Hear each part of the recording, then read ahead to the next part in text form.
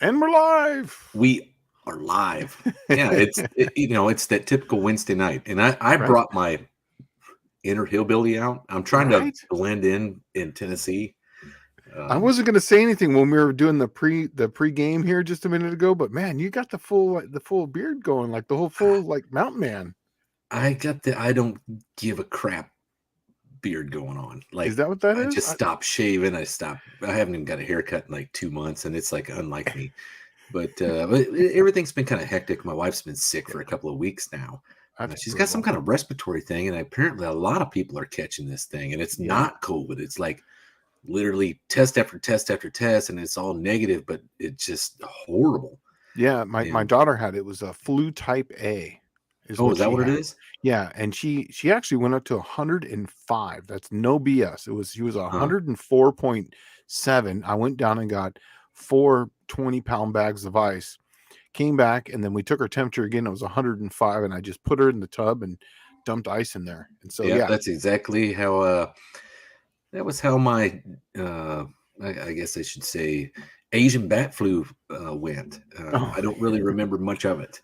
Yeah, but I was 105 fever for like a couple of days, and unfortunately I didn't go to the hospital because my wife was already in the hospital and I was taking care of the kids, and there's not much taking care of when you're that sick. Yeah, there's nothing you can do. Yeah. No. And it was just like, all right, kids, don't burn the house down. I'm going to sleep, right? Right.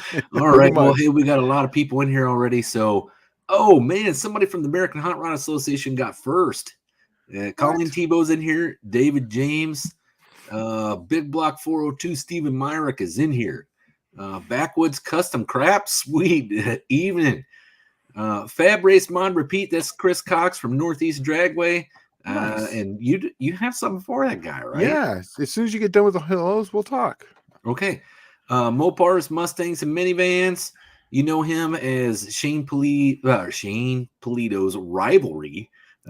His rival partner is I don't know what you would call it, your arch nemesis from the No Name Nationals. Right. Well, I'm actually trying to help him out, man. He's going to be sending me some stuff, and he's sending me a camshaft, and I'm going to regrind his cam for him. I'm helping him try to beat me. How about that? Isn't that funny? I gave him a Magnum 360 short block. I was like, here you go. He's sending me the camshaft. I'm going to do everything I can to make this thing faster, so that way the next No Name Nationals, he has the best chance, and we're going to go heads up again.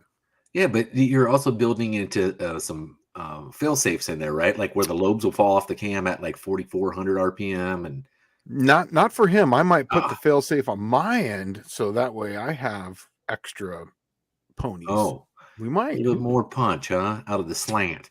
Who knows? Something might happen. We don't know. Well, Mohawk 62's in here. Bill McKyska is in here. Let's see. Terrence Seymour's made it. And Dust Devil Garage is here. Mopars, Mustangs, and minivans says, I'll have a tracking number for you tomorrow, Professor P. Awesome. Sweet. Yeah, that's the camshaft. So I'm going to do everything I can for him on that one. So, yeah, we're going to hook you up, bud. Ironically, it was 50 minutes ago. I had somebody ask, hey, what's going on with the What If 300? I haven't seen anything from that in like a few months. And I'm like, look, there's a lot more to it than just bolting on a set of heads, right? Yes, it is.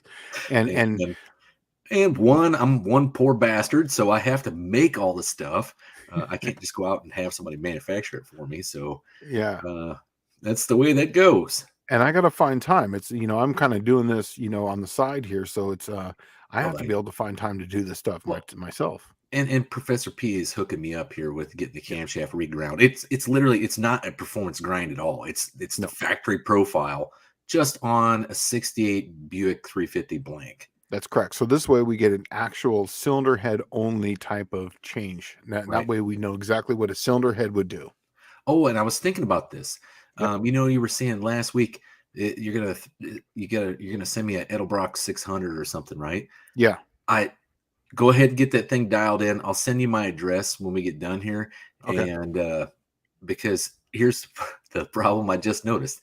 You remember I had a quadrijet I was putting on the 300? Yeah. Well, my Buick 350 single plane intake manifold only accepts a 4150.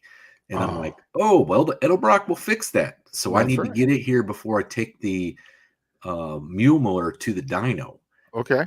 So Well, that's the carburetor that's currently on my Slant 6 right now. So whenever you get it off, it's yeah. no big deal. But I'm going to the dyno the first week of December, so you got a little bit of Okay. time. Okay, perfect. Because I just got to do the 350 verse 600 at the track. I'm going to try to get that done this Saturday, and after that, I have all the throttle body stuff, so that way I can put the fast throttle body on it and get that going. So yeah. Okay, and that one should be fairly easy because I mean, Yeah. gosh, those injectors really won't even get a workout with that motor. I mean, and does it even use fuel? Runs on happiness, right? I'm actually downjetting the injectors. I'm going down to 36-pound injectors on it. So you can get them short of full swing. Yeah. So basically, the injectors in them are like 55-pound injectors normally, right? Right. I'm going all the way down to 36. Technically, for 200 horsepower with 4 injectors, it comes out the injector math comes out to like 31. So a 36-pound injector is what's stock for a V6 style of Daimler Chrysler V6, the modern ones. So Right. I'm using those, and they're the really shorty lifter. Just have the really short pulse length then, and it might dribble fuel at an idle, so it'll be a little bit. Well, it might be a little bit difficult, but the easy thing to do is those things have adjustable fuel pressure regulator. No, it actually doesn't. But what it does do is that I'm going to change the pulse width from corner to corner. So it's going to be it's going to be bump, bump, bump, bump, bump, bump, bump back. So that way, and also too on the fast, the throttle blades are way up high in the throttle blade, and the injectors are down below the throttle blade, and they hit a little pin, so it hits and then sprays out. Oh, flat atomizes. like this. Yeah, Yeah. gotcha. So it should be good. All right. Well, we'll get back to some Wednesday night tech talk here. Besides our own junk, and Shane and I both have been working on our own junk here recently. Yep. I'm going to have some gas mileage numbers on the Suburban going out to Northeast Dragway this coming weekend. Nice. So I'm hoping to crest 15 miles to the gallon with the 400 Buick. Nice. But, and man, if I could get it up to 16, I mean, I'm on to something then, because that thing literally got 8 miles of the gallon from the factory. Now this has been going on for what, 4 years now? This fuel injection, fuel mileage thing, because I was at Crower when we did that, right? Yeah, when I first started it, and I was getting 15 with the 455. Yeah. Okay. So I was trying. The 455 started knocking, so I had this 400 laying around. I actually got it traded to me in a swap for something, and no one wanted it. Yeah. It was like, it's the small big block. It's like the 383 Chrysler, except for it don't run like a 383 Chrysler. Right. Yeah. So, I gotcha. I understand that one. Like, no, I'd rather have a 455. Do you have a low compression 455 instead of that 400? Like, no. Yeah. So I made a low compression 400 out of it and just put it in the Suburban, and it runs so nice. Yeah. I was hoping that maybe I could retain some of the torque, but yet, because generally the 400 has about all the same amount of horsepower as the 455. It just doesn't have the torque. Yeah, exactly. The torque is what wins races, right? So that's right. The Suburban's not a racer, but it is a gas mileage fiend. So I was hoping that maybe dropping 55 cubic inches might net me maybe 2 more miles to the gallon, and we would be upwards of maybe 17, the Suburban, which would be unheard of. And it still has no overdrive. It's just a 3-speed automatic. It is a really weird 3-speed automatic because it's a switch pitch, but well, Michael Gray says, thanks for the Wednesday night entertainment. Backwoods Custom Crap. What do they say? Please tell me how to register for the No Name Nationals 2023. Well, hey, Backwoods, you're in luck. We haven't even opened registration for No Name Nationals 2023, but when it does become available, and it should be around New Year's, we'll probably drop the dates right around, New Year's-ish, and we'll open up registration. So the easiest thing to do is you go to nonamenationals.com and you register there. Also, too, obviously, you're probably going to announce it on this too, so that'd be I most definitely. But we'll announce it first, most likely on John Wilburn's channel on Friday night, saying, "Hey, we got everything in place. All the tumblers are in place. All the dominoes are set up. This is where it's going down, and registration is now open." Yeah. So. Fab Race Mod Repeat says, race promoting ain't easy. You ain't lying, brother. Nope. It's tough gig, Yep. especially when you don't have any huge financial backing and you're doing it all out of your wallet, right? Yep. Let's see. Miss Professor P is in here. Let's see. Frank Parks, hello from Somerville, Georgia. 67 to 72 A-body, center of the universe. It is. He is right. I'm telling you, the king of darts is a 68 A-body. That's just for me, but I'm telling you, 68 Dodge Dart. That's center of the universe. Well, Right is there. that where AMD is at? What's that? Automotive Direct in Somerville. Could be. Isn't that where they started? Or well, I don't know about Somerville, but didn't they start on Mopars? That's something I couldn't tell you. Oh yeah, you're from California. You don't replace sheet metal like us from the Midwest. No. I did. If I have to do any body work, I move on. Like that car, we don't go there. Charles Armstrong says he's finally able to watch us live. He's usually not home yet. So hey, welcome to the live show. Nice. We are going to have Riley on here. She's okay. So I'll give you the lowdown on what's going on. She's out in SEMA right now. She is our behind the scenes SEMA executive today. She will be popping in sometime during the live here. And at the moment, she's in what did she call it? The woman's it's like a ladies. Yeah, ladies. I guess. Hold on. Give me a second here. I'll get the email up. Like an idiot. I got it right here. So, but she did send me an email saying it's a ladies convention within SEMA that maybe I'm on the wrong one. Okay. And that it ran until like right when we close, right when we shut off. Right. It starts at 4:30 p.m. Pacific, which is 6:30 Central, and ends at 7 p.m. Pacific, which is 9 Central. And that it's a all women builders, apprentices, and women of industry convention at SEMA, which is awesome. PRI is no different because they hold a lot of side conventions within the convention, which within the trade show, and some of them are educational, some of them are just elbow rubbing, some of them are get to meet the people, your peers. It's a lot of neat stuff that happens at SEMA and PRI within the industry, and we told her, wait, honestly, like she messaged me and I asked Shane, we're like, no, go to the women's of industry thing, right? Like rub some elbows, meet some people. And that's more important than our show. Just pop in on our show whenever you got time. And that's what I'm kind of expecting to happen here. She's just going to pop in out of nowhere. So good. Let's see. Mohawk 62. Hey, Dallas, what do we need to do after we get our 500 subs to register for the next No Name Nationals? And is there a rule book we can get? Okay, so this is turning into No Name Nationals 2023 tonight. So we don't know if the number is going to be 500 subs. We're going to tell you right now, if you get 500 subs, you're probably going to be fine. You don't have anything to worry about, right? That's the best thing you can do at the moment. We don't know if we're going to raise the number. We would like to keep people that are interested in being there, and have people that are not interested. Like we had a lot of people that would register and they either didn't make their subs or, life got in the way and stuff like that. And we wanted to try to minimize some of that by, if we raise the bar a bit, that'll give some of the people that they got their 500 and then next year they're going to have 501, right? We were trying to keep that from happening. But if you shoot for 500 right now, you'll probably be okay. Rule book. There is no rule book for the No Name Nationals. The only thing that we at the AHRA had rules for was the monkey bike class. And that's because it was a spec class. We wanted to keep it spec, right? To where anybody could just literally go buy one for, I think they were $400 when we started. Now they're like $520 or $550. But you could just go buy one, modify it, be ready to race. And you could literally just do all your content on, modifying and building your monkey bike.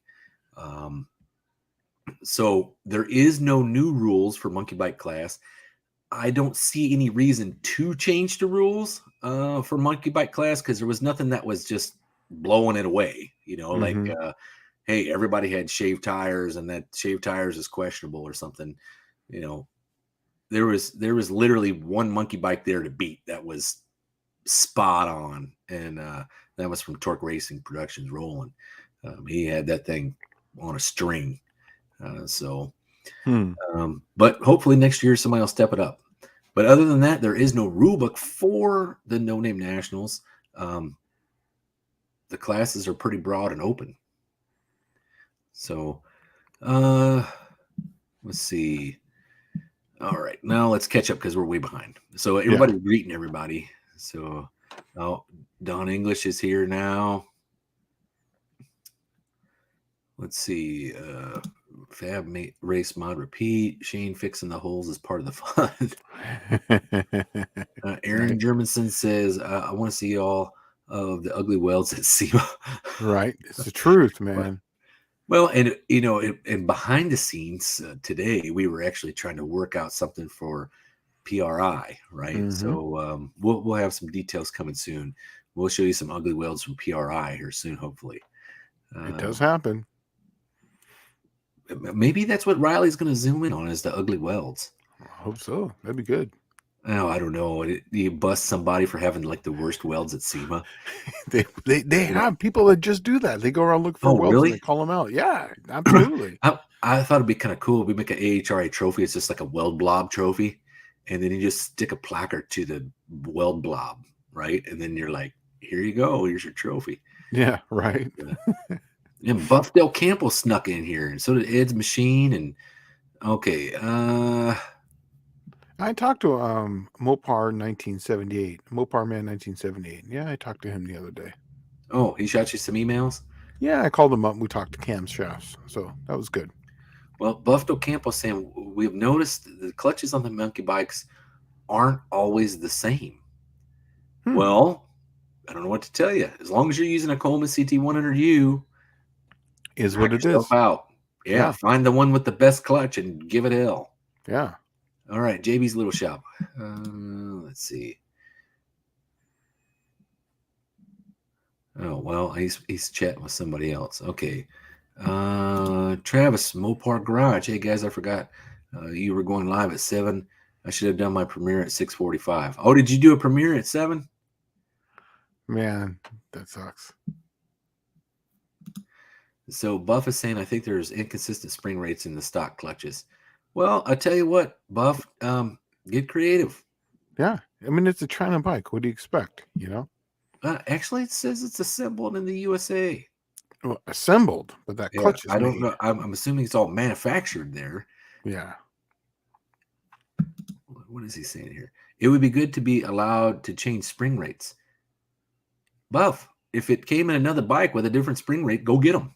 That's right. And then, the rules are the rules. I mean, it says it's a factory clutch. It doesn't mean that you can't open that factory clutch up and do stuff to the factory clutch. It's just got to be the factory clutch. It just has to be the factory clutch. That was the whole idea of the spec classes. You're supposed to think outside the box, and that's what you do.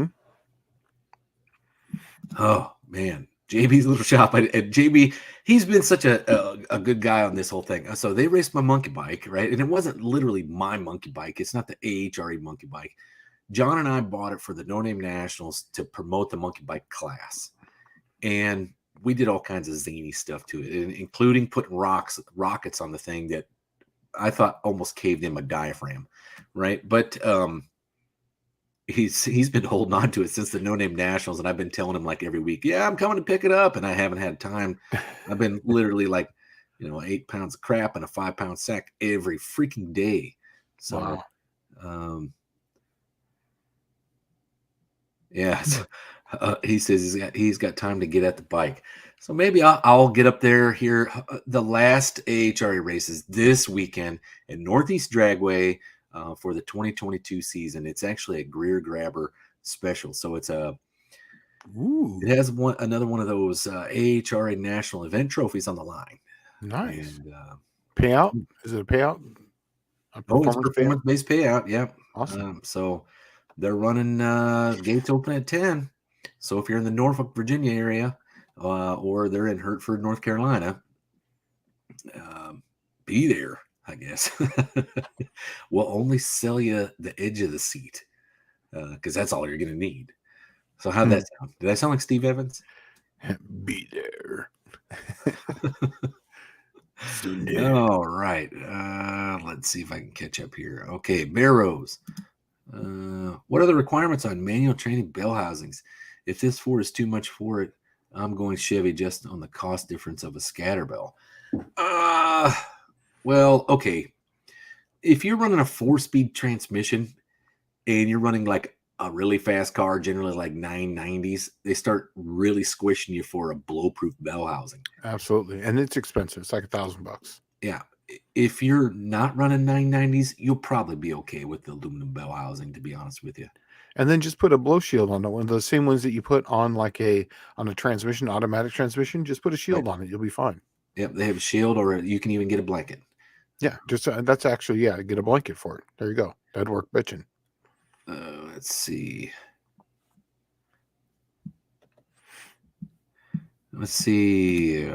Mohawk 62. I watched a video on the paint job right before I came in here. Nice. Oh, he must be chatting to somebody. All right. Well, hey, any tech questions you got out there, just go ahead and throw them our way. Actually, I'll talk to let's talk to Mr. Cox about his. Oh, for sure. Yeah. Yeah. Now, before I start on this, Chris, is it okay if I talk about your cam and what you're doing here? Just say yes or no, and I'll stop. If not, I'll just but I'll wait until you say yes or no before I talk about this. But yeah, I was reading and thank you for sending me the blown up pictures, because I can actually read it, and I was trying to upload all the information, so it just wasn't doing. Okay, perfect. He says sure. Alrighty. So he has a 351 Windsor. I'm not going to tell you all the specs on it. There's no need for it. But he was asking me about a camshaft, and I'm looking at his graph. And now, one thing I always tell people is that you use the dyno sim as a tool. It's nothing. You don't look at it for the actual numbers. You're looking at trends is what you're looking at. Now, on his camshaft, he was coming up with about 245 duration on the intake, which is about where I would be for what he's trying to do. And then he's got 147 duration at 50 on the exhaust on a 110 LSA. So everything seems to be okay, but there is something that I see personally is wrong, is the short duration on the exhaust. And it shows it in the graph. At 7,000 RPM, remember, horsepower is just a mathematical figure of torque versus RPM. So if you notice at 7,000 RPM, that thing dips way off really fast. And why is because you need more duration on the exhaust to extend that RPM. Now, you are going to sacrifice a little bit down in the 3 to 3,500 RPM range with a lot more, let's call it just a little bit more overlap. You can counteract that by moving this out, the LSA to a 112. But you're going to need to go up quite a bit on the duration on the exhaust without seeing your head flow. I would say try this exact same, camshaft specs. I would put on intake keep it at the 245, put the exhaust at, say, started at 252 and go all the way up to 255. And then once you hit 255, put the lobe center angle at 112. And I can almost guarantee you that you will see a bigger improvement there. And then you can play with it from there. But I would say that 245, 255 on a 112 is probably going to be your magic number, because I see what you're trying to do. And you've got a nice flat torque curve here between 45 and 55. All this is going to do is just extend this out. So that way you're not going to have such a fall off at 7,000. It's going to carry this out to about 7,500. It's just going to parabolic there. So yeah, you're on the right track, but I would go to a 245, 255 on a 112. Also try it with the 110. But because you're going to be adding 10 more degrees, 5 of those are going to be on that overlap triangle. So it's going to act differently. So if you could put on the 112, that way you can just widen that out a little bit. It'll act the same as what you have currently, but it's just going to extend it out without it falling off quite as much. Well, we have a question here from Dust Devil Garage. Sure. Well, the cam and lifters for a Mopar Magnum small block work for the late roller cam LA engines. The cam no, because the early Magnum ones have a dog bone, and there's no spider. You'd have to drill and tap things. I mean, it probably could work, but there's gonna be a lot of machine work involved, because then you have to drill. You would have to mill down in the block where the dog bone sits. It actually sits in a recessed area. Isn't the late rollers in the late LA roller cams, and they don't have to worry about? They already have dog bones. Yeah, exactly. So that's what I'm saying, is that if you will a cam and lifters for a Mopar Magnum small block work on a late model LA engine. Oh yes, okay. Now I see what he's asking. Yes, it will. As long as it's an LA engine with a roller. I thought he meant an LA engine. I did not read the late roller cam. Yes, there was like 3 years there that they had an LA engine with a hydraulic roller. Yes, it'll bolt right in. Absolutely. Huh. What, you know what? I'm kind of that makes me wonder. Because the big differences on those were like the cylinder head, right? Yes. It was still an LA. They're like a fast burn design cylinder head, right? Well, the Magnum was, but the LA basically was just an LA style head. It really wasn't anything. It was just a, shaft mounted rocker deal, and they put a hydraulic roller on it. Then they came out the Magnum. I think it was an 81, but someone will correct me here, but I think it was 81 is when I'm sorry, 91 when the Magnum came out. So Bear Rose is saying that, oh, cool. I did not know you could do it with an external. Thanks, guys. The Big Block Ford and FE Scatterbells were scaring the crap out of me. Yeah, you should be a Buick fan. I had to search for almost 9 months till I find one. But and then it was $600 used. So okay, so TCI questions. How many quarts for a 727 Street Fighter transmission? Does it have the deep sump on that one, or did you get the factory sump? If it's just the factory sump style, I would start with 6. Obviously put 1 in there, but it's going to be between 6 and 8. If you got the extended one, it's going to be probably somewhere between, like, say, 10 and 12. It's generally about the same as the Turbo 400, I think, aren't they? Yeah, exactly. That C6 is about the same also too. Especially if depends on your converter, if it's a 9-inch or whatever. But if you can put 1 quart in that, usually, then you're about in the same boat. Well, and the irony, you remember the switch pitch Turbo 400 that you guys did for me. I had put that nice deep sump pan on it, and then I bought one of those super awesome Moroso never leak gaskets, and it was like, I might as well just put a piece of screen door in it for a gasket, because it freaking was pouring out everywhere, right? Yeah. And I'm like, what a POS. These things used to be so awesome. So I ended up taking it out and just putting the cork gasket in it, and I freaking went over the top on it with I put a thin coat of the right stuff all the way around on both sides, and there then you go. opened her up. Yep. And I guess the only way it's going to leak now is if the drum comes out the pan. So there you go. Hermetically seal that thing to it, so that way you never have to worry about it again. Well, I was just tired of it. It left a spot in my driveway. It looks like you just went out there and poured like 8 gallons of transmission fluid on the driveway. I've been there, man. It's just terrible. Let's see. Dizzy Izzy made it in here. Buck Does It is here. And Buck, is coming down here to Tennessee here. Really? November. So he's going to pick up a few parts for me for some Buick stuff. Yeah. And go back up to the frosty north and assemble it. So, but Jody Calhoun saying that FE stands for frickin' expensive. It does these days. Right. They were boat anchors. Well, do you remember in like SoCal, and you would go to that car swap meet and show at Jack Murphy Stadium, right? Yep. Okay. They were laying around. Dude, you used to be able to like trip over them at that place. Exactly. And it's like, oh, what is this? Oh, it's just another 427 side oiler motor. Oh, okay. Well, how much you want for that? $60. I bought a complete top end off of a 406 Galaxy. Not the heads. I did just the intake manifold and the 3 2 barrels. Right. Yeah. But it was off a 406 Galaxy, and I paid $300 for it at that time. Yeah. that stupid intake manifold is probably worth like $1,800 today. Wow. It's just unreal how much that stuff is going for. And the sad part about an FE is if it into 427, they're hard to make run. You gotta really know what you're doing. And Chris Cox is the dude for that stuff. He is Mr. FE. And he says FE stands for fast every time. But my FE, the only thing it was really good at was gobbling up some freaking dyno juice, because it would literally get like 6 miles to the gallon no matter what I did to it.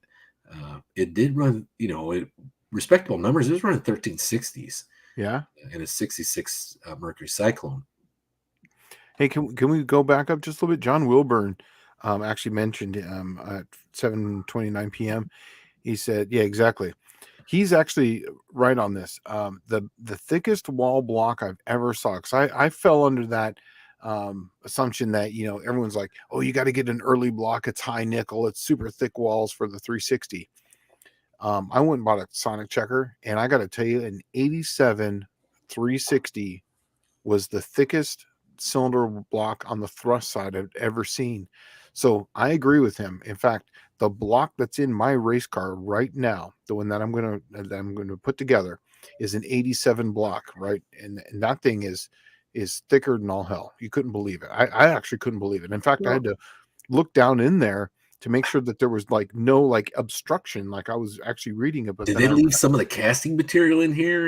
What yeah, exactly. But it was thick. It was 270 thousandths on the thrust side, which is amazing. And then I was like, well, maybe it was a core shift. So I checked the other side, and it was ridiculous too. It was like, I don't quote me on this, but it was like 170 or something, and that's unheard of. Most Mopars, especially 360s, are like in the 150s, 160s, 120s on some of them.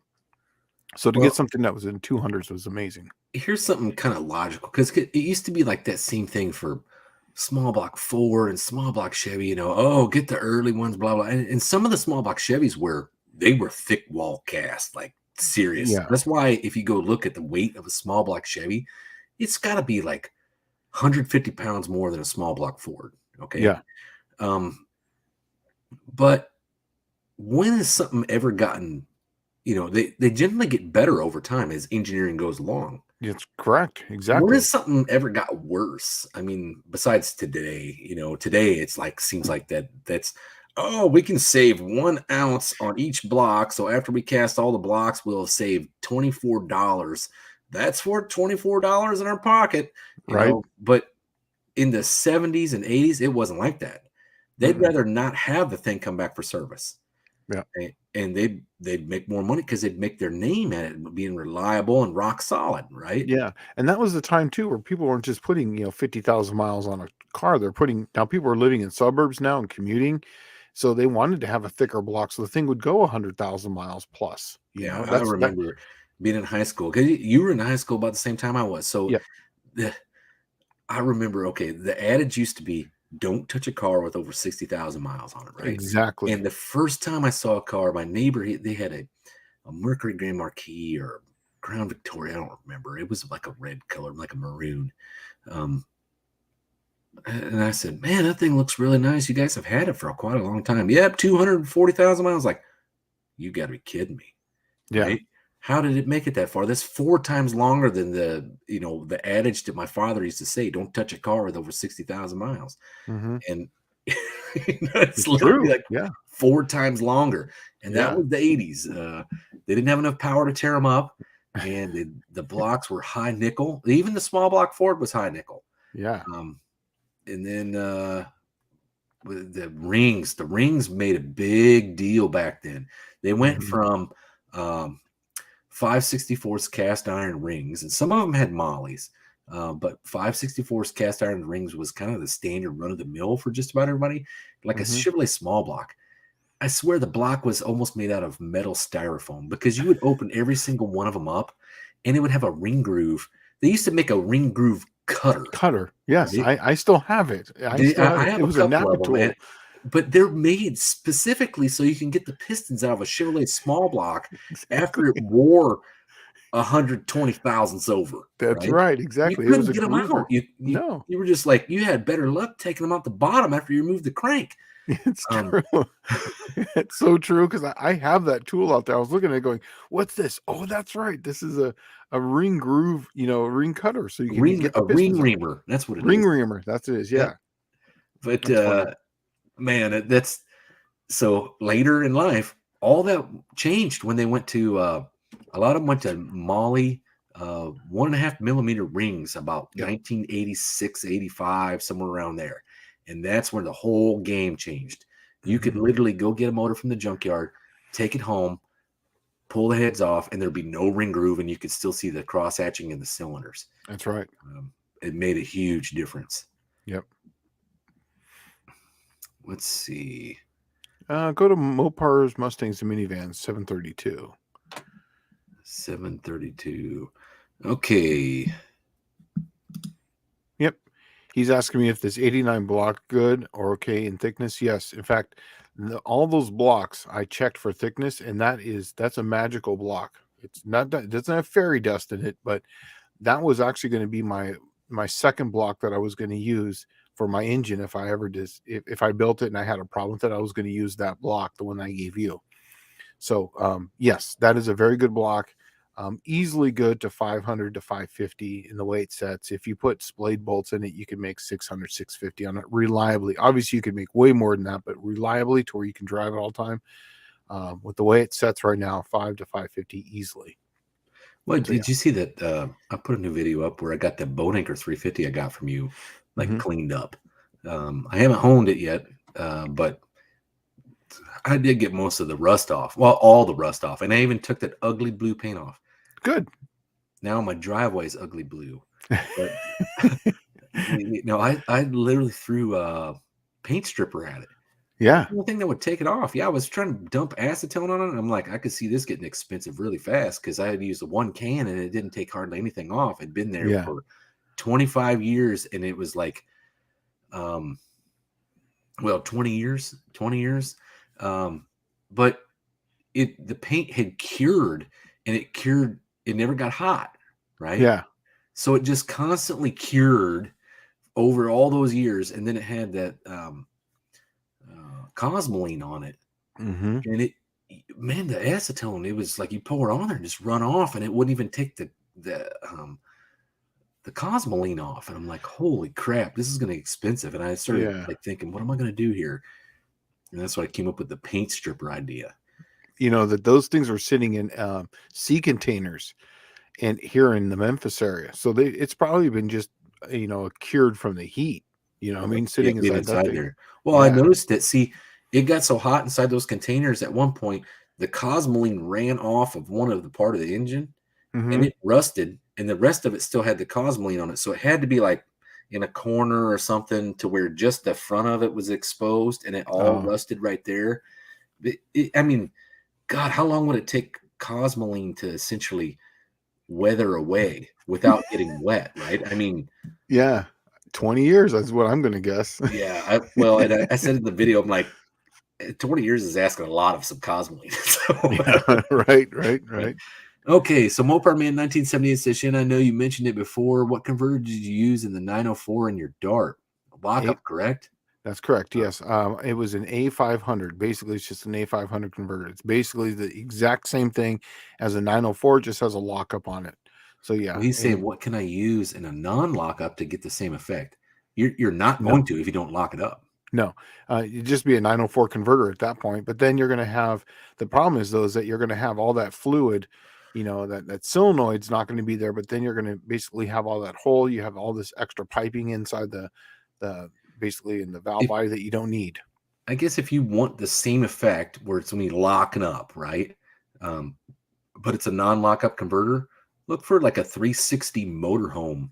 That's right. A diesel truck or truck style. Yeah. But it will not, you will have no low end. No, it'll take it all. Yeah, basically it's going to be 1,000 RPM converter, so it's going to be right off the line. And also too, it's going to be a really heavy converter at that point, and it's going to have a lot of fluid. Well, Ed's machine saying he thought the 71 360 was the thickest wall. Yes, and I thought the exact same thing. In fact, I have, believe it or not, a 1970 360 out there in that garage because I thought the exact same thing. So I would look at that. I'd go down to the wrecking yards and look for a 1970 truck with a 360. And people say, well, they never made them in 360. Believe me, I still have 2 blocks out there in my garage that are 1970 360 blocks. And I was the exact same under the same assumption because I was told the wives' tale was is that they were made on 340 cores. So when they cut them to a 4-inch bore for a 360, it still was 40 thousandths under its starting point. That's hogwash. It really is not true. I've tested them, and I've tested 340 blocks. The only blocks that were really, really thick, believe it or not, were the 318s. A lot of those can go way over, more so than a 340 or a 360.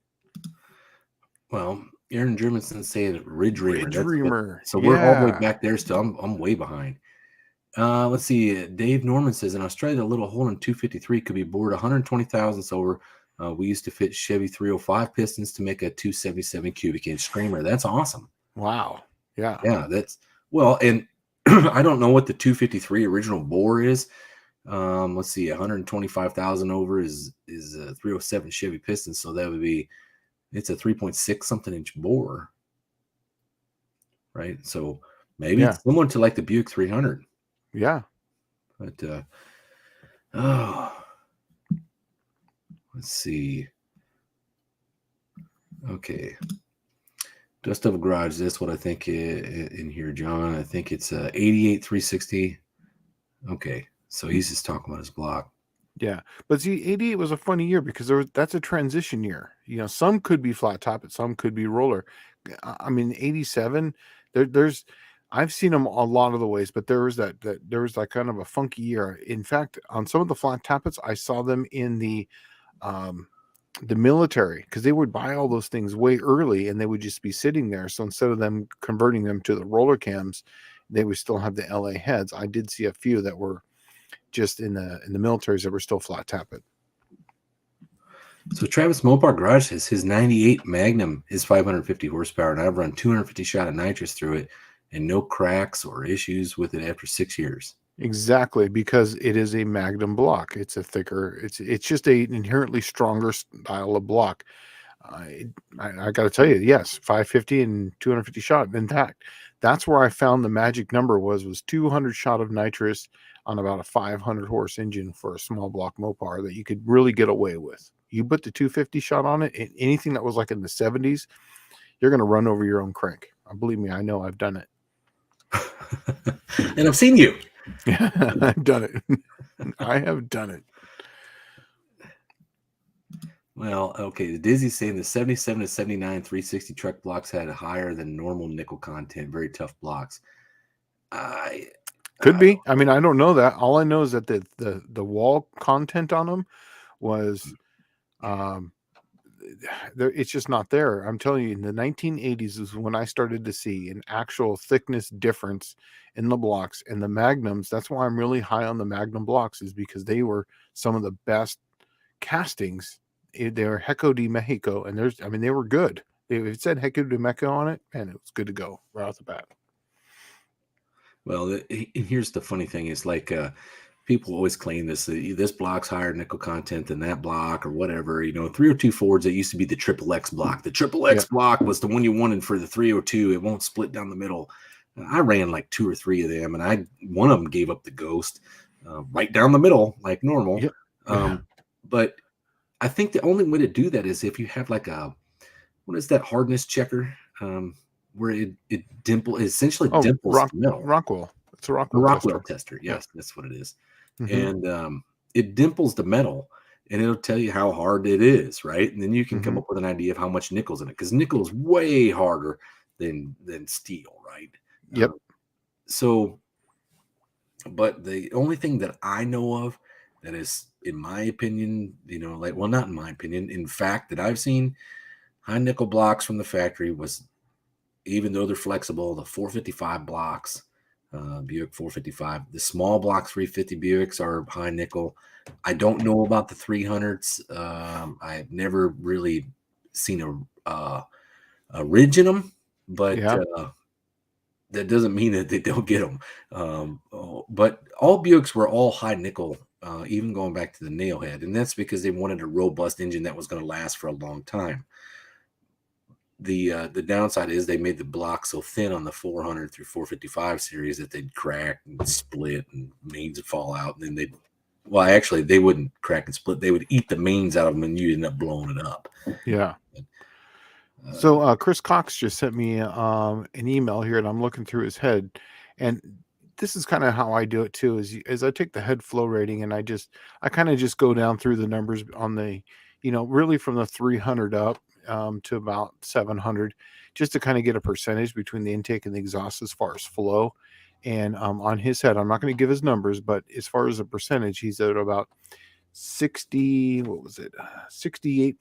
70%. So yeah, if you run those numbers again on your cam, you should at least be 10 numbers apart. Even try a 12, try a 245, 257, see what that happens on a 112. And that you'll actually see that won't fall off nearly as much. So try that, Chris. And Chris is messaging here saying that Dallas, the Triple X will definitely split down the middle. However, a really good zero balance and some hard block will make it last longer. I found if you don't detonate them, they last quite a lot longer. Yeah, right. Right. It's just generally when you detonate them, for some reason that short deck on that 302 Ford and the thin wall casting that it would just eat them blocks up, and it has something to do with the mains. That's the only thing I can come up with. The 351 Windsors apparently do it too, but that wasn't until here recently, and guys are doing 750, 800 horse on a stock F4TE block. Mm-hmm. But other than that, though, hey, well, I'm surprised Riley hasn't jumped in here yet. Yeah, wow our socks off with some SEMA stuff. Right. Yeah. But she's, I got to tell you, if she doesn't make it in today, what she's doing right now, I think it's awesome, because we need more ladies into this.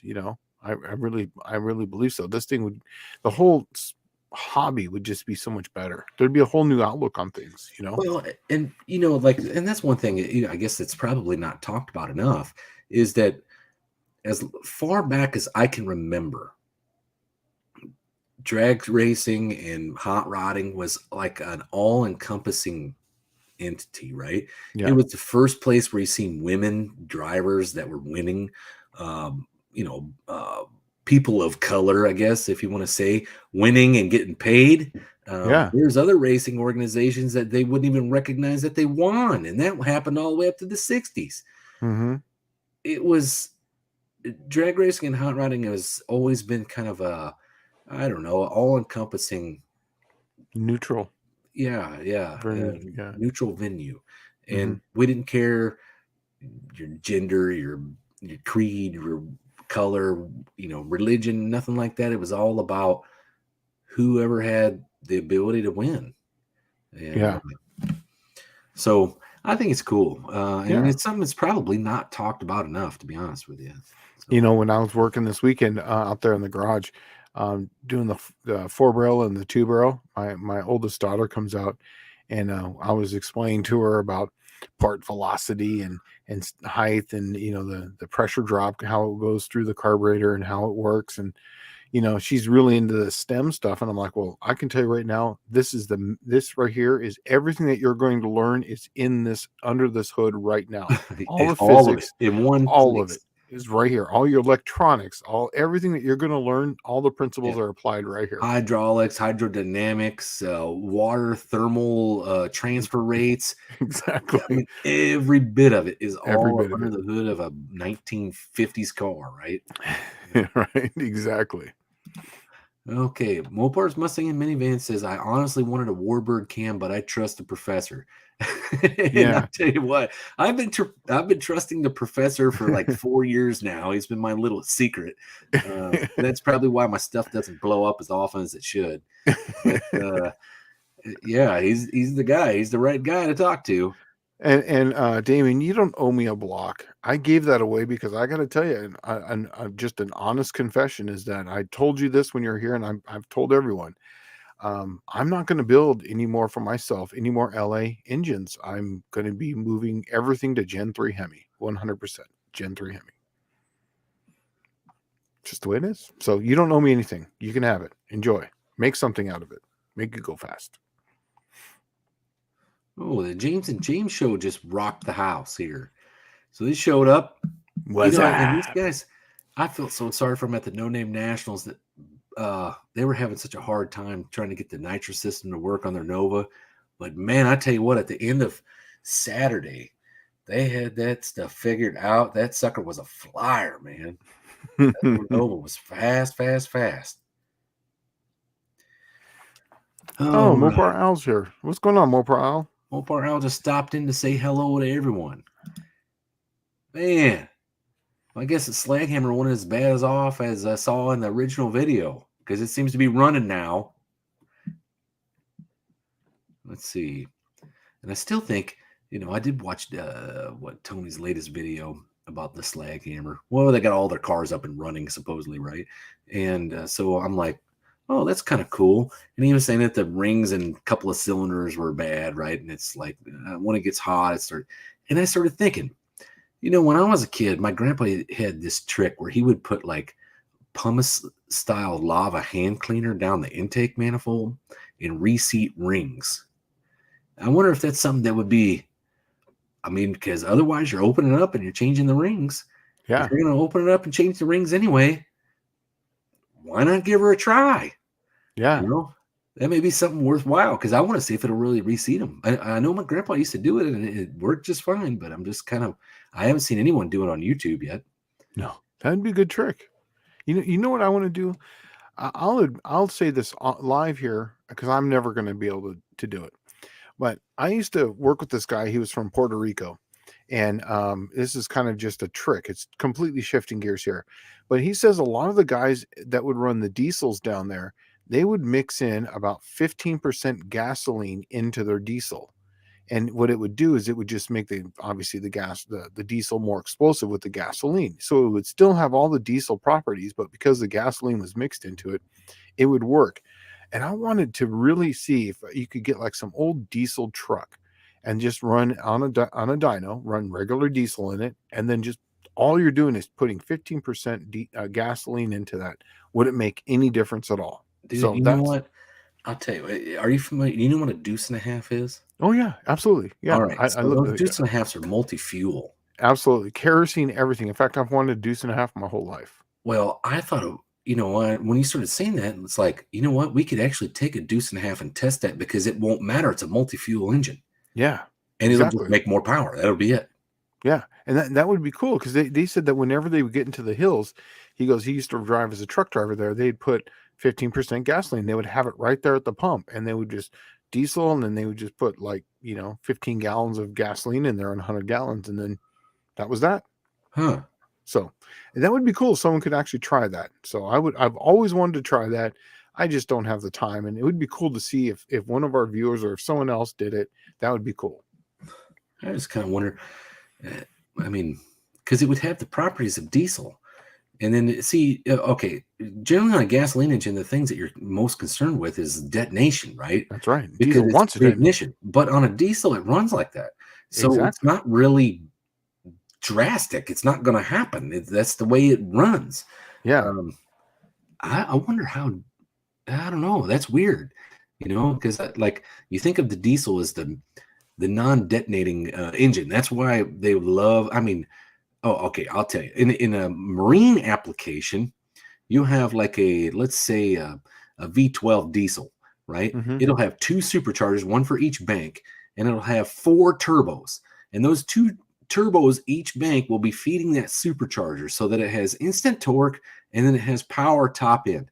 And you cannot over boost diesel. The more you boost it, the more power it makes. That's it. That's all there is to it. It's that simple. But when you start throwing in gasoline engines into the mix, they'll make a gajillion horsepower, but you got to keep them on the ragged edge of detonation. And as soon as it does make detonation under that kind of boost, you're sweeping your motor up with a dustpan and a foxtail, right? I'm kind of wondering what would happen if you took a diesel, poured a bunch of gasoline in it, into the diesel, because it's going to have the same properties as the diesel. Just going to make it more violent. Oh, man, I'm kind of wondering how that would work. Exactly. I've been trying to figure that out for 15 years. Ever since I've owned my diesel truck, I was like, man, I just didn't want to try it because mine's got a CP3 pump on it. It's something I would want to try on something that's got a P pump. So that way it could be a little bit more controlled. You could actually, it'd be it would just be something to try. It would be just, yeah. All right. Fab Race Mod Repeat says, Dallas, the pumice trick works with iron rings only. I wouldn't try it with Molly. Right? Yeah. I bet by the time it's done running, you wouldn't have any Molly left. They'd be iron rings at that point because they'd take all the Molly coating right off. Well, here you go. See, Dave Norman says in Australia, they use Ajax powder to deglaze diesels. I'm wondering if you could do that with Tony's slag hammer. Probably. I wonder if he'd have enough stones to want to do it. I'm going to text him real quick, see what he says. Text him that. All right. Keep moving on. I'm going to text him, see what he says on this one. Danny Boyd says, I've been in Puerto Rico and it looked like their only available mag wheels were Daisy Style 5 spokes. Right? Well, I tell you what, if you've, and most people haven't, and some of y'all that live in Australia or whatever can chime in on this. I lived in Hawaii for about 3 years, and there was nothing more brutal than being a hot rodder in Hawaii. And that's where you start thinking outside the box and figuring out what factory pieces make things go, because the shipping on that stuff would sometimes be over the price of the part, right? Just the shipping alone. And so I'm kind of wondering, there's a lot of people didn't buy stuff just because of that. Or in like Puerto Rico, I've never been. Well, I've actually been to Puerto Rico. We went to the Roosevelt Naval Station in the late 90s, early 2000s. But I didn't live there, and I didn't try to fly anything in. But I'm kind of wondering if maybe the reason for that is because those wheels were cheap and easy to get in Puerto Rico. All right. I just sent that off to outer space. We'll see what he says. Perfect. Awesome. Let's see. Tom Brown says we used to mix 150-gallon 93 octane into 800 number 2 diesel in A1000 tanks for the farmers in the winters in North Dakota. Well, see? Well, that keeps it from freezing or from gelling. Probably, sure. Yeah. Yeah, absolutely. Yeah. Danny Boyd says a deuce and a half will run on fire retardant. Yeah. I've seen them run on WD-40. I literally have seen them run on WD-40. Well, Bear Rose Garage says they do that mix from time to time around here to keep it from gelling. But if you get it too hot or it settles, it will run away on you. Oh, okay. Well, that makes sense. Yeah. You definitely don't want that. Runaway diesel is like nothing worse. There's some videos on TV that are on YouTube that are very crazy. Those things run away. There was a guy just on a pole truck that ran away. It was amazing. Yeah. Well, Ed's saying here that gasoline is octane and diesel has cetane. Yeah, I'm kind of wondering how those two would work together combined. Don't know. That would be something. That would be. I mean, they do it down there in Puerto Rico, so I don't know. Let's see. Danny Boyd says, I remember on the TV show Emergency, they pretended to put gasoline in a diesel ferry boat and it exploded. Tony decided to call me instead of texting me back. So I'm going to text him and tell him I'm alive right now. Can't talk. Sorry. Let's see. And so can everybody hear me? We had readjusted my mic and it seems to be a little bit more, I don't know, sensitive. So I can hear my kids and stuff in the background. No, yeah, it's actually really good. Last week was bad for me, but this week is perfect. All right. So Dizzy's saying that that was a Chevy trick in the 55s. They dumped Ajax down the carb to scuff the cylinder walls to get the rings to seat.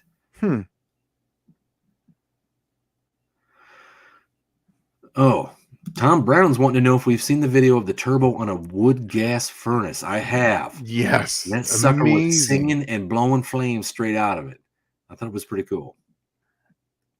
Yeah, no, I got to tell you, I love those things. You hear that turbo light off, and it's all you can hear it going up and up and up, and all of a sudden, oh, that's awesome. Well, I It's don't so even good. know. Is that a blast furnace? Is that what they're making? Yeah, exactly. But basically, because you're pumping in the air, and because it's combusting, you're basically just giving it all the oxygen it wants at that point, and it will just, So it will just, you're making a stoichiometric fire, then I guess essentially is what. yeah. I mean, you're making this incredible fire. They're feeding it as much oxygen as it can happen, and you're pressurizing it, so it's just burning everything at basically at once. That's why it burns up so fast. So Chris Cox says, Shane, rerun the program. You're spot on. Push it out to 7,500. Nice. That's what I do. You're welcome, man. Perfect. I'm assuming that's what I could tell that's kind of what he was trying to do. So that's perfect. I'm glad. Mohawk 62 says, back in the 60s, my dad would pour Coca-Cola down the carb at a high RPM to seat the rings. Man, Coca-Cola takes like rust off of bumpers. So I would say, yeah, it'll eat your tooth too. So yeah. So, we did that in fifth grade. We took someone's tooth and we put it in Coca-Cola, and in a week it ate the tooth. It disappeared. Let's see here.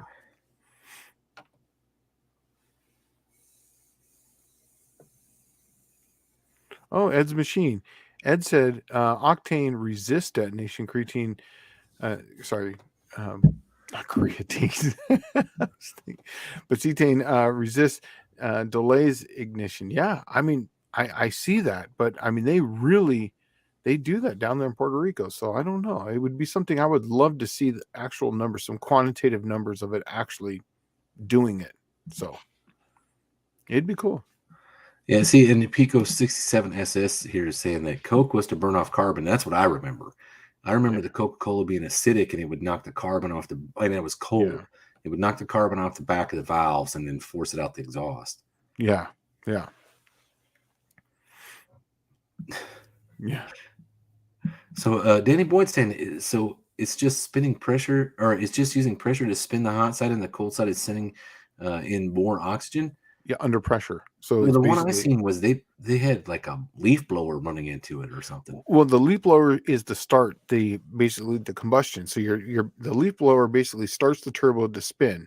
Oh, and once the turbo spins, you're basically blowing it into it, and then as it spins, it's blowing that extra. It's like putting a leaf blower onto a fire. It basically gets hotter. Right. So that's basically how. And then once you get to a point where it's now the point of no return, so it's actually making more pressure, more heat, and in turn, obviously, how a turbo works, you basically have just made a jet engine. You basically have just turned on a jet engine at that point. So it's feeding all the oxygen until there's nothing else to burn in there. It's just going to keep burning, making more heat, which then in turn expands faster and keeps lighting the turbo. So yeah, that's exactly what it's doing. It's basically just using pressure on the hot side to spin the cold side, sending in more oxygen and pressure. So yes, you're exactly right. Huh. All right. Well, that was just to get it going, huh? To get the cycle to happen. Yeah. So the first time I'd ever seen it was probably YouTube. Mm-hmm. I don't know. I'm not.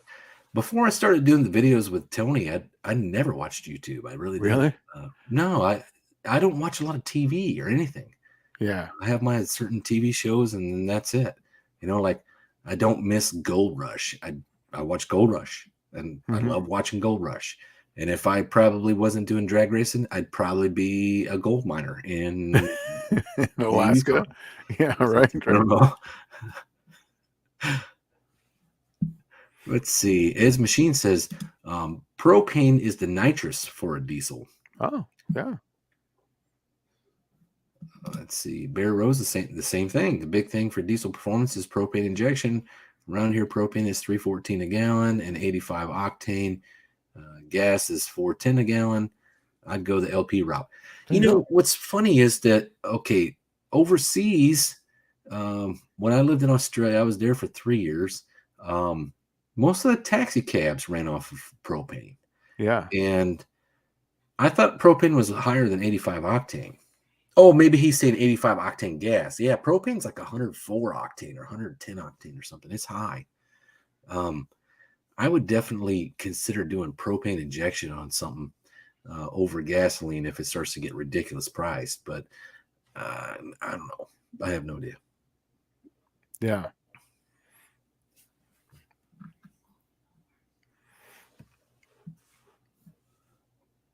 Going on down here. Propane, yeah. Let's see. Oh, yes. Vern Rosenberg says, I used ATF and water to remove carbon from engines. The car tomorrow. Well, I'm going to leave this. I'm assuming it's carbon from engines because, and I've done that trick as well. Let's see. I had a 350 Buick that kept overheating. I couldn't figure out what was wrong with it. It had good oil pressure, the whole 9 yards.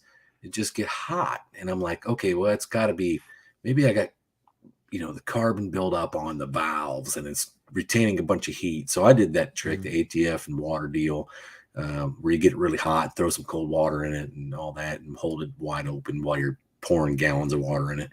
And it cleaned all the carbon off the valves. But it ended up being the number 6 rod bearing was spun. And so it's reading. That's the thing that sucks about a Buick is it reads oil pressure directly off the pump. Right. So it's like, man, no wonder you have good oil pressure and they're knocking and rattling and making all kinds of noise. And it's because it's got 6 pounds coming right off the pump or 10 pounds coming off the pump. But at the back of the block, it's like 0. Yep. So that's why that was dumb. Slant 6 is that same way. That's why I moved the oil pressure gauge.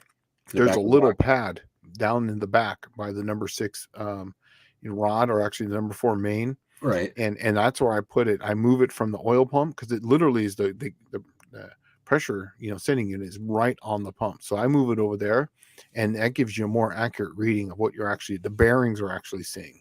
Right. So, and well, you saw my balance tube on the super stock motor where it balances through the whole block. Yep. So that will also make your oil pressure very accurate. Yes. But well, hey man, is it time for some hardcore tech? Do you got anything lined up for hardcore tech? Yeah, I can talk about the rocker arms I was going to do last week. Okay. We were going to, yeah. I don't have it in front of me, but I can just do it from memory, so it's no big deal. So the hardcore tech, what I was going to do this last week was about rocker arm geometry. In fact, I've been seeing this quite a bit on YouTube. And when I was at another company, I used to set up rocker arms.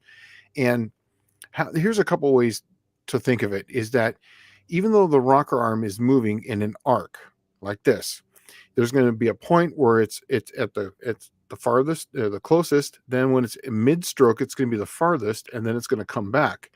So you can take basically Pythagorean theorem, your a squared plus b squared equals c squared, and then you're going to find out you're going to use the hypotenuse. So if you have this, I know this all sounds crazy, but it's really simple.